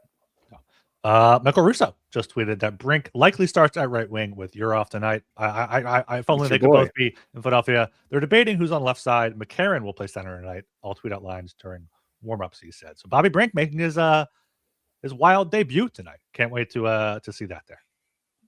Yeah, I mean that's one of those guys that I wouldn't be surprised if next year he's a 55-point player and you just like and you're watching him and you get it. It makes sense. You understand why it had to happen, but it could backfire on you. It could also be like he gets stuck on the third line and scores 30 points and doesn't really do that much. That is the Wild's third line. Like they have Kaprizov, Zuccarello, Boldy, and Tarasenko right now, but like he's not going above them. Like maybe if Zuccarello goes cold, could you imagine Bobby Brink with Kirill Kaprizov just fucking scoring like 30 goals one year? It would be funny. It would be funny. It would be something. It would definitely be something. It would be flyer-esque. Yeah. I mean, like, he had. I don't know if he's ever going to find a line that's better than what he already had. That's the problem, right? No. Like that line was gangbusters. I don't know what I'm saying gangbusters for. This line was fucking awesome when it was there. If you put him with like Joel Eriksson Ek is like a better version of Noah Cates, and then like Boldy or Kaprizov on the left side. That's kind of just it. That is dangerous there. It's kind of an upgrade. Dangerous. Yeah. Joel Eriksson Ek's a guy I always liked, but it seems like he never really developed the kind of offensive game I thought he would. But yeah, he's still so solid that like you kind of put him wherever. And only 42 points this year in 56 games for Jeek. He's pretty good actually. He's a 56. Everybody always talked about like how the Wild are like winning without a first line center, and I'm not saying Joel Eriksson Ek's a first line center, but like he's solid. 42 in that amount of games is a pretty good tally. Yeah, he's a good 2C. He can be a 1C with good wingers like Kirill Kaprizov, which is that's what I'm talking about. Like same with a guy like Lundell. Like I think those guys probably not 1Cs at their best. They wouldn't be it wouldn't be their most economic way to set up your lineup if you had them at 1C. Like you wouldn't be getting the best player possible, but I think he could still get it done. I think it's very easy to see a possibility where that happens. So, the Flyers play tomorrow at 5:30. Why is the game at 5:30 in Pittsburgh? I don't know if that's that doesn't help. That doesn't even help like the overseas people. Like, who is that benefit? I mean, it does like a little bit, but not really. It's like 10:30 and 10:30, 11:30. It's not on national TV. I don't know why Pittsburgh is doing that. But the Lightning haven't done anything yet, right? Like the Lightning have to make some sort of move. Connor Geeky is still one of our top targets. I don't know. Could you get Geeky for Risto, or would you have to do like? Well, the Lightning got Perry. Lightning got Perry back. Lightning did get Corey Perry. That's not a defenseman though, so that might be their move. But I feel like they're set on defense. Like they have a lot of injuries up front. They have the Lightning have brought up a bunch of guys from the AHL, like Dastu and guys like that who have become Darren Radish. I really liked again watching him in Syracuse, and he comes up and again very, very, very good for them. Yeah. They got Moser, Radish, Hedman, Carlisle, McDonough, Cernak, and Dastu as their D pairings. Hedman was injured in the Olympics. I don't know if he's been playing. I assume he's been playing. He has. I have daily baseball up. He's on their second. Yeah, he's on there. I have it here too, but this is like the projected one, so I don't know. I assume. He played last night. Only played 14:45 last night. Yeah, I think they've been sheltering him a bit the game before. So I mean, he's playing second pair. Like they got. What I mean, when you have JJ Moser and Darren Radish, like you can put Victor Hedman on the second pair. Yeah, the studs that are JJ Moser and Darren Radish. So Swiss legend JJ Moser. But like they're not names Carlisle and Radish, but they're playing above Cernak, like who's a guy that right? So they feel comfortable with those guys. Their left side is pretty strong. I don't think they need to get Risto personally. No, they don't. But there's been some teams that that would be more of that. Maybe like a Tippett. A Tippett could go down to Tampa. Take back Borgstrand and get Geeky or O'Reilly. Like I could see that maybe being a thing, but because Corey Perry's a fourth liner, guaranteeing a loss in the Stanley Cup final there. But they've had injuries up front. Point, Cirelli, Paul, Hagel was hurt for some time, so adding another scoring winger could be good for them. Yeah, I think. I mean, maybe they would have been they were mentioned as a team at least in contention for Brink. They do get a right winger in Perry, who's a bit more playoff tested. I think we just want Geeky. I just want Geeky. I'm trying to be like, okay, how can we get Connor Geeky? I don't know if it's going to happen right now. I think the Lightning might be set with how they're set up right now. But the Lightning might not have to make a move. They got Perry. They're set up pretty well. Sabres got Stanley and Shen. Maybe they add a forward as well. But like the Red Wings are right behind them. They have to do something. Montreal could maybe do something. They haven't made a move yet. I don't think. Bruins as well are right there in the wild card mix. Senators aren't too far out, but I mean, it's everyone's looking at the Red Wings. Like Steve Yzerman has to do something. You feel like it has to be either one of OEL, Falk, or Risto at this point. Who do we like from? Oh, we were talking about Danielson. We were talking Danielson. About Casper. I don't like any of the guys that much. I'm not huge on any of those guys. Like Casper, I guess you can try and pull something out of him now, but Danielson and like guys like Rasmussen, like I don't know if I'm really too intensely focused on them in particular. Not bad players, but again, I think you're just looking at more guys who are probably 3Cs. You can see if one of them hits. I have more faith in a guy like Geeky hitting than any of the Detroit guys, I think, just because of the size, just because of like, I don't know. I think he's just looked better, and it's been more of a case of him getting stuck behind other players in Tampa Bay. Whereas the Detroit guys have gotten a lot, like Casper's gotten a lot of run. I mean, he's still young. Obviously, all these guys are still pretty young, except for Rasmussen, as we talked about before. But a lot of these guys have gotten the run. They have gotten the chance to move up the lineup and kind of necessarily haven't. So I'm not too in love with anybody from the Red Wings right now, center wise. But you look at their D chart, depth chart, and it is pretty weak. You got Bernard Docker and Sherratt and Hamonic and Johansson, and there's definitely some room to improve on a guy with a guy like Ristolainen. But what you get back from it's probably going to end up being pick centered anyways, realistically. So yeah, that does seem what the Flyers want those first round. Definitely get a first round pick, and then the prospect is less important there. Darren Dreger, apparently on Trade Center, said a lot going on right now in St. Louis. Team sniffing around Justin Falk. The Red Wings are one of those teams, not saying they're close on anything. So yeah, that makes sense. It's like, all right, do teams want Falk? Do teams want Risto? I could see both of them being traded within like a 2-minute span, like right before 3 o'clock. Yeah, it seems like it's going to go late.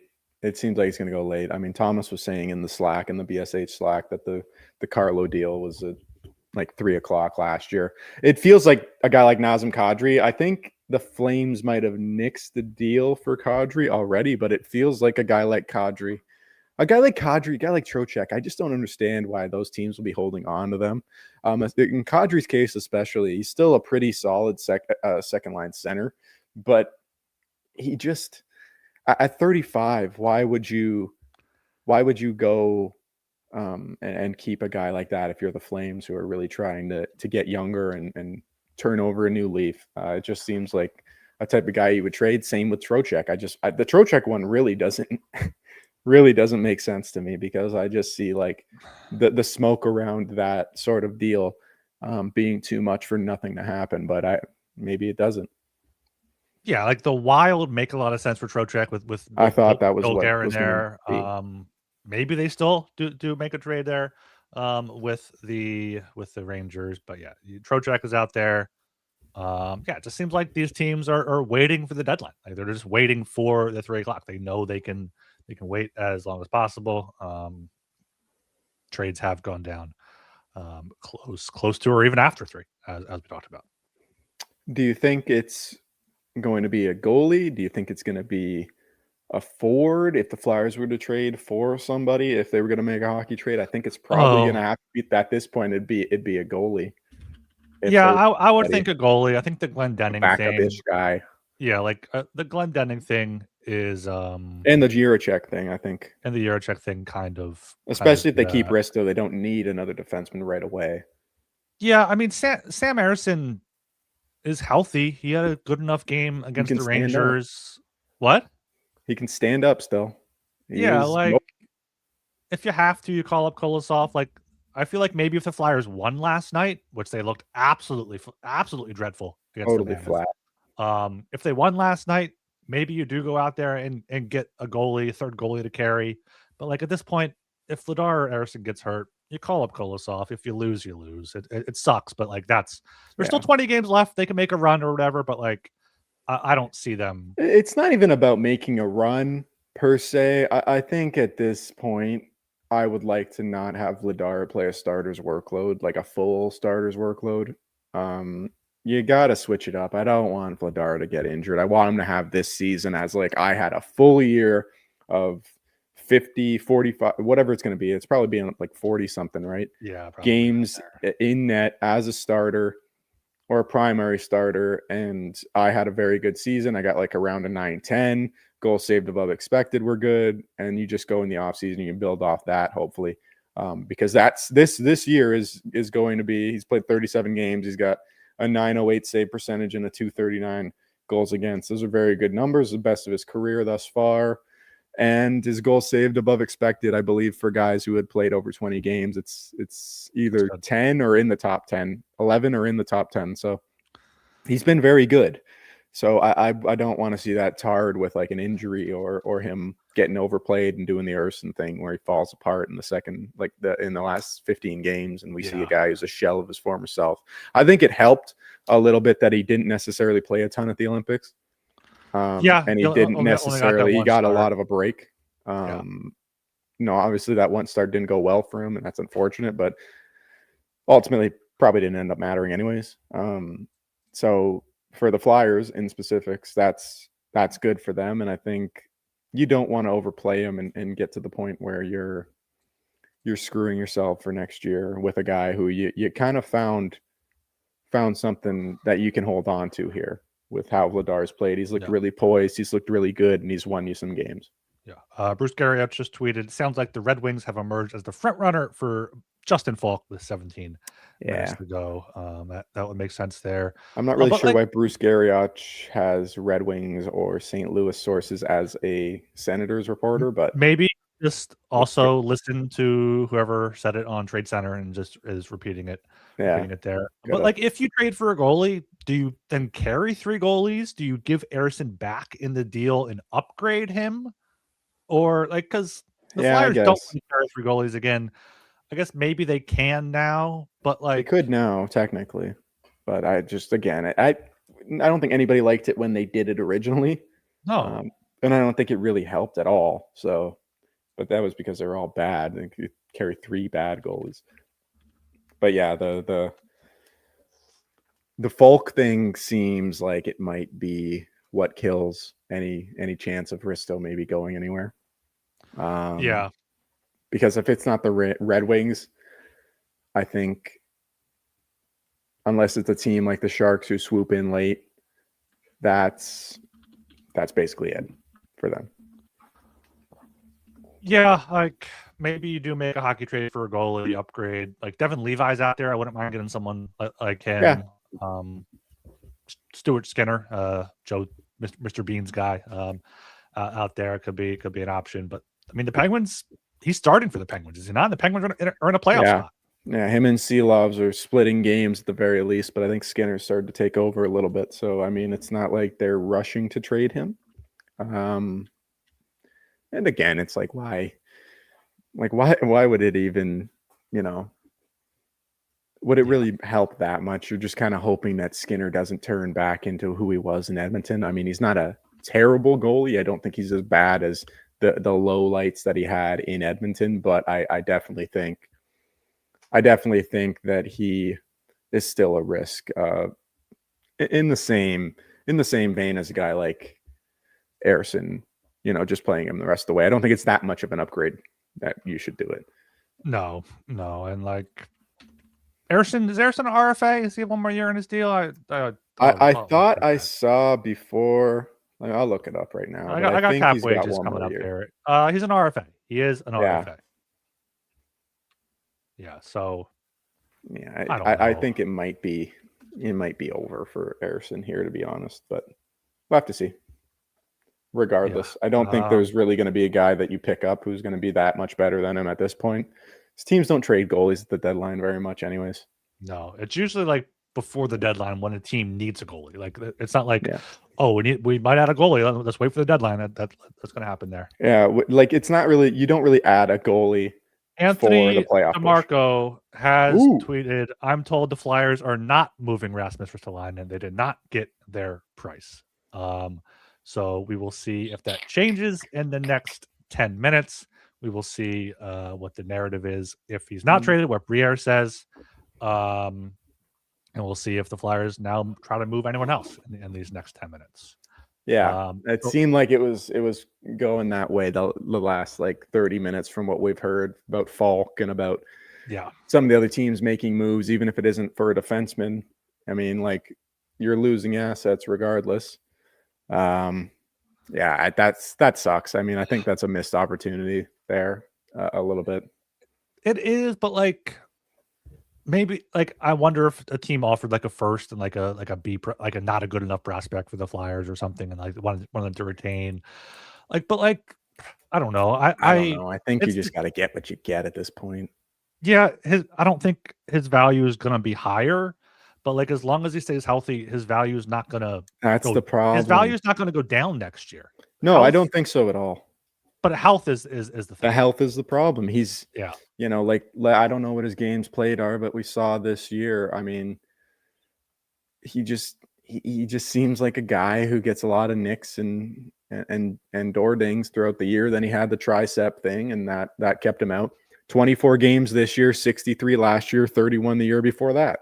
Yeah, that's not a great record, right? And I think there's every chance that just keeps continuing, and you get to the deadline, and maybe he's not healthy, and then what do you do at that point, right? Or even if you get to the deadline and he was healthy, but he had a couple of minor injuries heading into it, and he gets the deadline healthy, but he doesn't have the benefit of an Olympic performance where he looks quite good.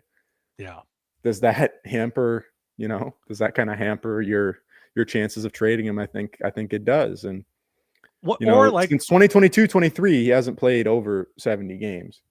Yeah. Or like, what if he does stay healthy and the Flyers are good and they're in a playoff spot and they don't sell him, they use him and they lose in the first round? Like, you're not getting anything for him. You're getting that playoff experience for the young players, but you're not truly getting any assets for him to go get that 1C, which would be the frustrating thing. I had this conversation with a couple different people on X and on Blue Sky, and like I don't hate the idea of keeping Risto and trying to go for the playoffs and trying to make a push here, but not this year. Not this year. No, not this year and next year. Just keep him both years, and just like whatever it is at the end, it is. But it's one of those guys. You look at his last, he hasn't played more than 70 games. He played 74 in 2022-23, and then he played 69 in 2019-20. The rest of the time, you get 40, 49, 66, 31, 63, 24. Yeah. I don't know. There's no guarantee he's going to be there if we're making a playoff push next year, or if you're playing next year, even the rest of the season, right? There's not necessarily a guarantee that he's going to stay healthy. We were all holding our breath heading into the deadline, thinking that there was a chance that he might get hurt. So it's a risk. If it pays off, you can still definitely get a first at next year's deadline. I think that's still possible, unless he falls off a cliff, which is also very possible because he has been very, very, very bad in his career before. And that's why I think this year you probably need to get what you could get. But if you didn't get your price and the price was high, it is what it is, unfortunately. And like, as long as he stays healthy the rest of this year, an offseason trade could be very possible. Like, you see how Jiricek comes in and plays for a month or two. You see how Drysdale comes out. More teams are willing to make roster moves in the offseason, including the Flyers. So that could be an option for them. Maybe the Flyers circle back on Ristolainen trades in the offseason. Kevin Kurtz just tweeted, per team source, Flyers are done for the day. So Bobby Brink traded for David Jiricek. Nick Delorier traded for a conditional 7th round pick. They made that minor trade with the Bruins. I guess I'm whelmed by this deadline. Brink getting Jiricek is a good move. I mean, we talked about that for a bit. That's all we can talk about. Now, fans are going to be upset that they did not trade Ristolainen, but I understand it. You have to hold to your asking price, and if they don't pay up for it, then you don't do it. But it is tough. It is tough to. We talked about it last week, 2 weeks ago with me, you, Steve, and Joe. Like with Charlie Brown with the football, it's Rasmus Ristolainen rumors all over again. And once again, they did not trade him. We saw that with Lawton for a few years. They did finally get the 1st round pick and Grebenkin for him last year. So there is hope for Ristolainen, but it is disappointing. Like that's I think the main thing with Risto. But I think the Brink trade still makes it a positive grade for the deadline overall. I would push back against that. Just a little bit. The Brink thing for me is a lottery ticket on a guy who has been traded twice as a 6th overall pick. and he's 22 years old. So there's obviously something that both organizations didn't like. I don't really respect the Columbus Blue Jackets whatsoever, but the Minnesota Wild seem to know kind of what they're doing. The thing that I'm almost okay with not trading Ristolainen. I don't love it. I think I'm definitely lower on Risto than a lot of people around the league probably are, or even around the team. I just don't think he's necessarily a guy that pushes the needle one way or the other. I think he's basically like, wins above replacement in baseball. He is the replacement player, second pair defenseman. He's tall and right-handed, so it pushes his value up a little bit more. But I think if you're not going to trade Risto, the Hathaways and the Grundstroms of the world, I mean, you gotta kind of see if you can get one of them out of the door. That's kind of a minimum. I think that's honestly like a minimum sort of requirement if you're not going to send Risto for a return. I think they definitely could have got a first-round pick at some point. And as we tick under 5 minutes here till the deadline, we see kind of a lack of movement that I think is just going to be. You didn't add anything to give the team like this push for the playoffs or give them that like morale boost, but you also didn't sell really. Like, I don't think the Brink thing is necessarily selling. I think that's almost more so of a hockey trade than selling, because it's not like Jiricek is 3 years away. It's not like he's a first round pick. He should be up here, if not this year, then the next, if not this year, then the next. So, to me, it's one of those where you get like a C- or a C. It's just like you didn't do. The Brink thing might be literally trading him for an AHL player. Like, you don't know that yet. It's a very wide variance of what Jiricek can be, and if you can rehabilitate him and take him back to what he used to be as a prospect. But besides that, the Laurier thing is just basically a window dressing. That's doing a solid to Laurier. You almost can't even count that. I don't know. It's not impressive. I will say that. Yeah, it's like you replace Delorier with Glendening. You clear a wing spot to bring up Bump, clear that spot for Martone to come up after his college season. But yeah, Grundstrom, I was thinking like a grade like a B minus, but not trading Grundstrom, not trading Hathaway, not trading some of these other guys that just are expendable for something. Like maybe teams didn't want them, maybe no one came calling on them. And like, if you're going out there dangling Carl Grundstrom, you're not going to get really anything of value for him. But it is interesting. Like, we're 3 minutes now away from 3:00, and like there have nothing has come out, like official moves or even like reported this is happening in the past like half hour. Like this is wild.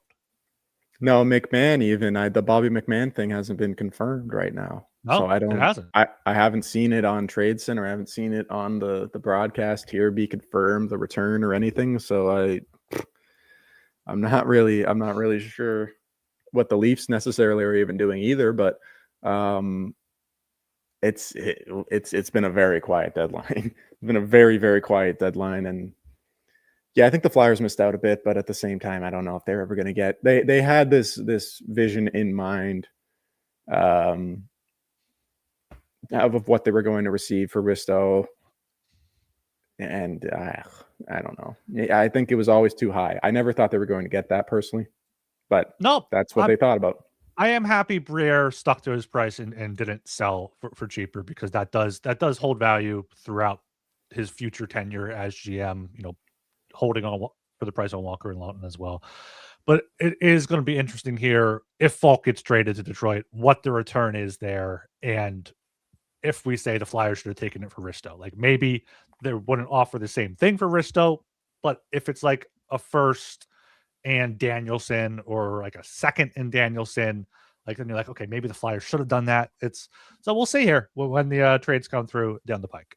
Well, you're going to have to, the problem is you're going to have to wait until next season to really judge whether or not this was a good move, because you can move Risto in the offseason technically, and you can move him at the next deadline. And I think the next deadline, if you don't move him at the next deadline, it's just malpractice. But we saw the proof of concept with Lawton and how they waited and were able to get something for him still. maybe that's what they're angling for. Maybe that's what Briere thinks he's going to do.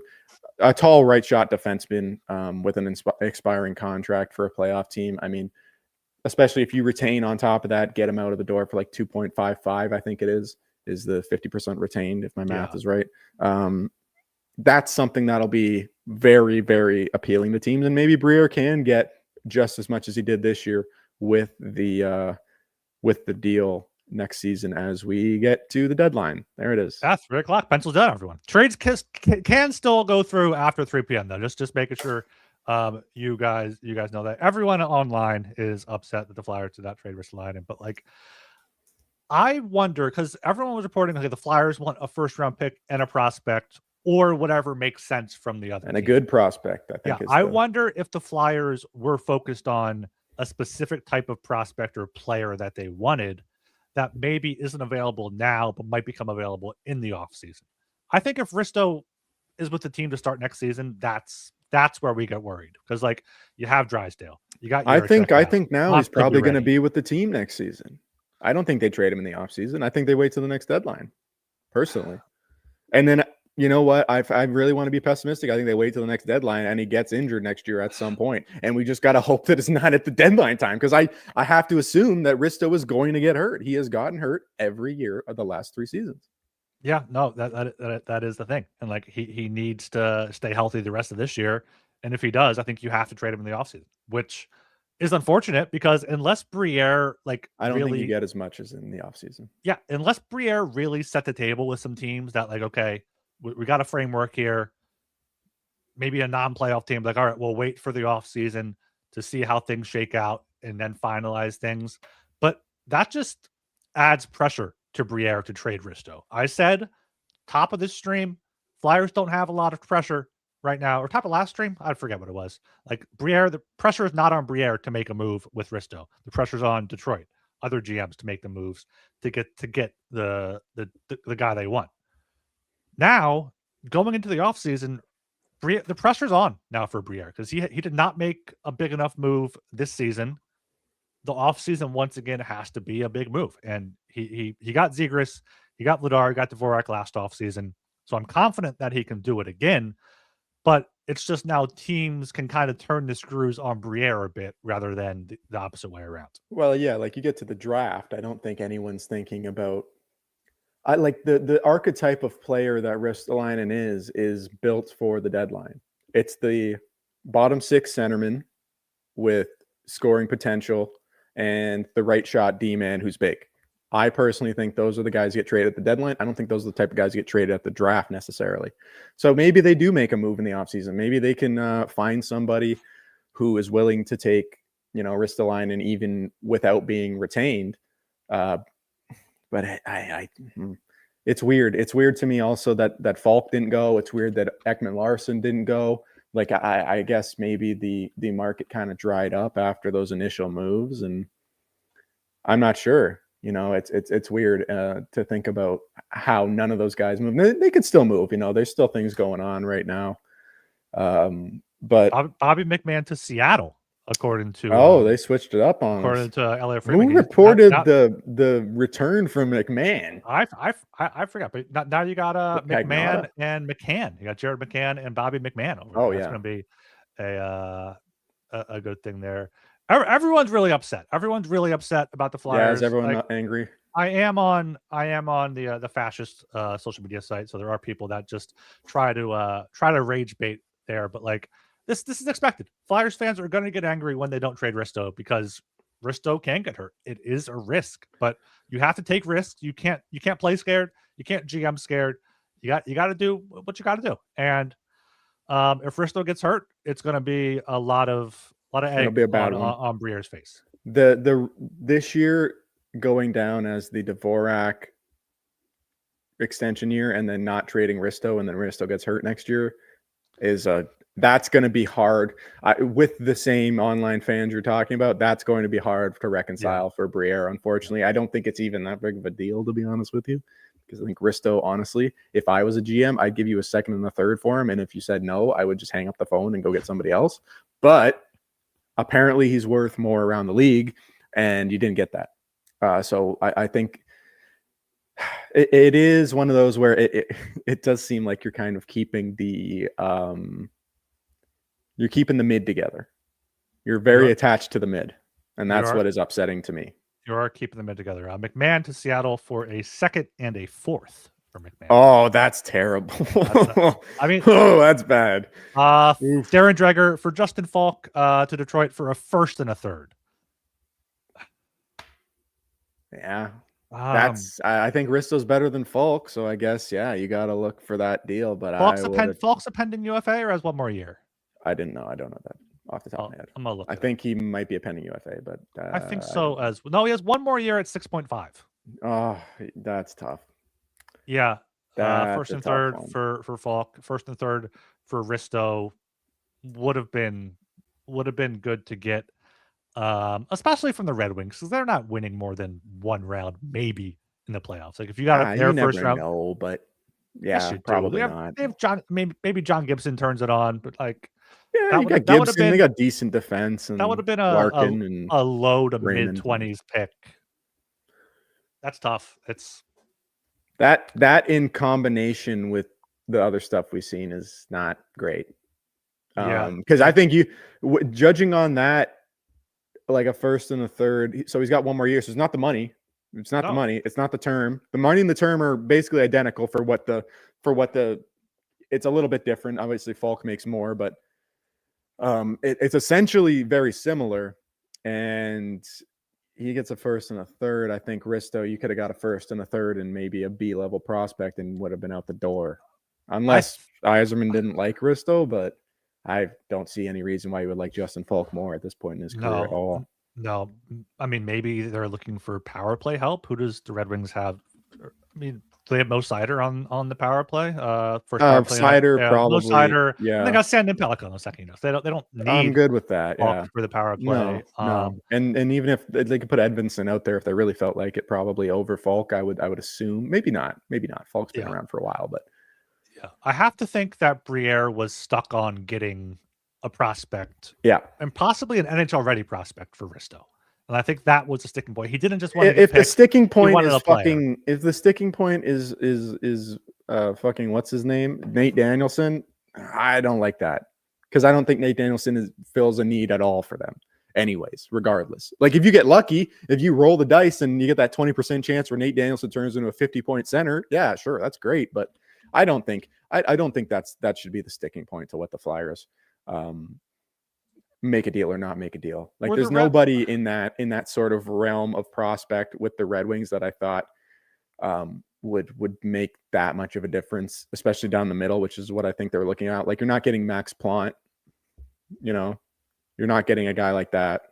And I don't even see another guy really that's entirely interesting as a center prospect. That's a tough one. That's a tough one. And Danielson, like, if that ends up being what the difference was, I mean, I get it, but it's just, I don't think it's worth it at all.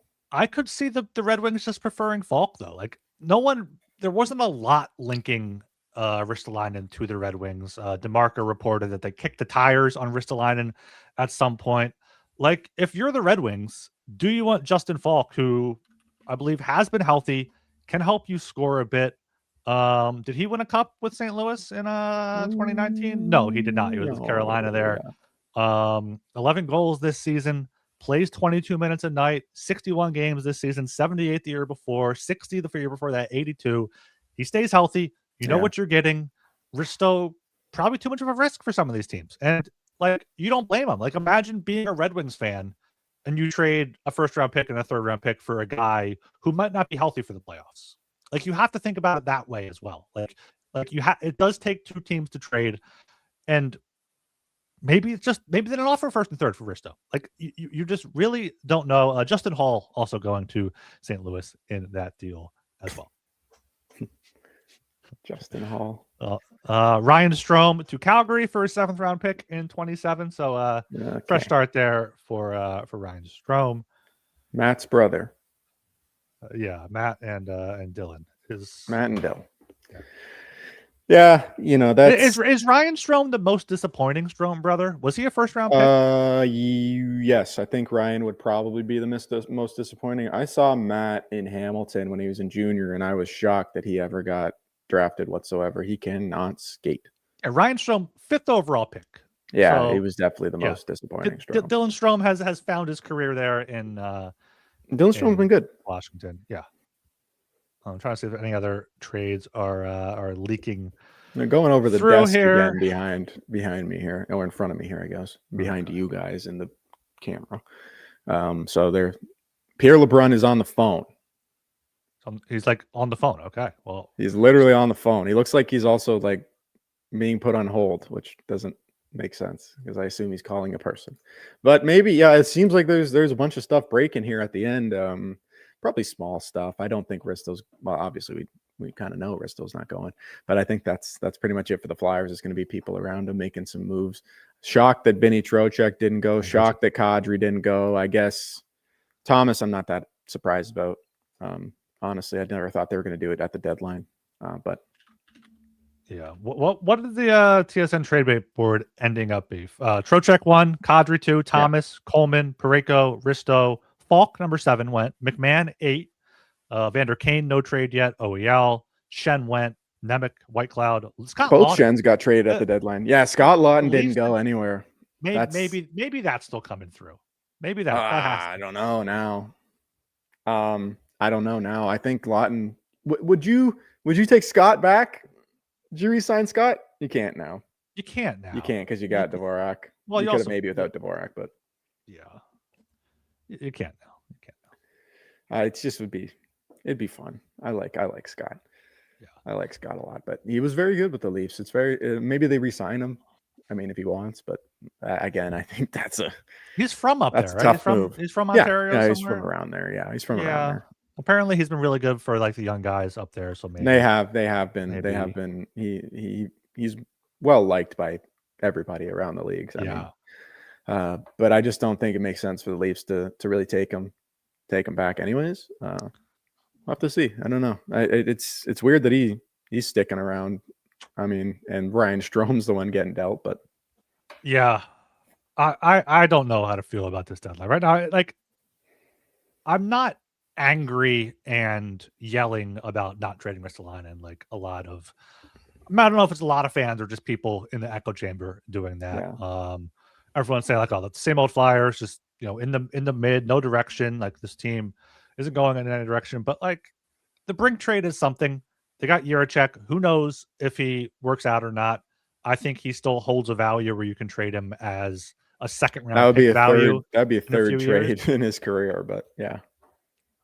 Yeah, or he just becomes a third pair guy. Like, that's fine. Maybe if he becomes a bottom 4 defenseman, it opens the door to trade a York or a Drysdale. Like there are options there. He is still very young, but David Jiricek being the headliner of the season, it's not great. It's not. No, it's not. He needed to do more. I think the more and more I think about it, it's just like this team is not anywhere good enough. You saw it against Utah, and even the 3-game win streak, they didn't play good hockey in any of those games. They were bad. I can't even take that seriously. You saw it in the game against Utah. They just fell off a cliff, and they were incapable of creating offense. They've had 8 games in a row where they've failed to get over 25 shots. That's a franchise record. Their offense is terrible. Their goaltending has been good, or at least better than we expected, but at the same time, you're riding a Dan Vladar that has never done this before in his career. And the defense is still on the small side, and it still doesn't really fit together. Like I'm not thrilled with how it shakes out. And it just felt like this was the deadline to try and get somebody's center prospect from somewhere. Like Jiricek's a good move. Jiricek's it's for prospect people, it is exciting, but at the same time, you look at him and be like, if he doesn't ever figure it out, he's never going to be an NHL regular. If he doesn't figure out how to play around the fact that he's not necessarily the most fleet of foot, he's not going to be necessarily an NHL player or anything of an impact NHL player. And then you got a third defenseman, and then that was the deadline, and a 7th round pick. And you got to pick a side at this point. You're going to add Porter Martone to this team next year. It'll probably make you, or this year, whenever he comes over. Yeah. You'll have a couple of young guys come up, but they're not difference makers outside of Martone. Luchenko's not going to make a difference ultimately on this team. I'm just going to say it out loud. Like, I don't believe in him being able to meaningfully propel this team beyond where they are right now. And it's frustrating because you just need to take a swing at something. You need to try and give something to get something. And they didn't do that. And they had a chance to do it. Maybe the price was too high. Maybe people just didn't value Risto as much as Briere thought. But it feels like a missed opportunity. And I don't see a path to them trading him before next season, personally. Scott Laughton just got traded, apparently. Laughton traded, allegedly. Not sure. The Kings, they're not making the playoffs either. That's a very too bad for thing Kings. to do. Jonathan Drouin, along with the Avs first round pick and a third for Braden Shen. So Drouin is no longer on the Islanders there. Also, Marcus Gidloff, a goalie prospect, looks like going as well. But but for the Flyers, it's like it's tough. We're over 2 hours now. I appreciate you guys joining us here. Or make sure you like, comment, super chat, donate, all that good stuff there. We're probably wrapping this up shortly here, but yeah, it's just overall, it's just a disappointing deadline. I feel like that's the word for it here. Not moving Ristolainen after he missed half the year once again. Yeah, once you think about it more and more in the context of the history of his injuries, and I don't know if they really have a shot at it. If they really have a shot at dealing Risto beyond this year and getting a sort of asset that is equivalent to what you would have gotten now. Yeah, like the Brink Jiricek move. If they traded Risto for a first and a second, it's a good deadline. If they traded Grundstrom or Hathaway for a third or a fourth, then you're okay, at least they tried. Yeah. Like no one ponied up for Risto. They're okay, let me make sure we get rid of Grundstrom for a pick, or Hathaway or Juleson for a pick, or whoever. Instead, it's just okay, we got the Brink trade done early, did a solid for Delorier, and that was it. And the frustrating part for me is you made the team worse already. Trading Brink will make the team worse. If you were doing the thing where you're thinking about, we're going to have to contend at the same time as trying to strip parts away. If you don't want to do the Scott Walker thing again, where you trade Risto and Brink and Grundstrom and Hathaway and kind of decimate the roster to some extent, you're already halfway there, the Brink thing is halfway there. I don't know. Maybe the price wasn't there. I think you got to hear what Briere says and go off of that. But yeah, it's definitely I'd give it a C- or a C deadline. It's just not. It's not what you need to do. Yeah. We'll see what Briere says. I imagine he'll be talking 3:30, 4 o'clock sometime.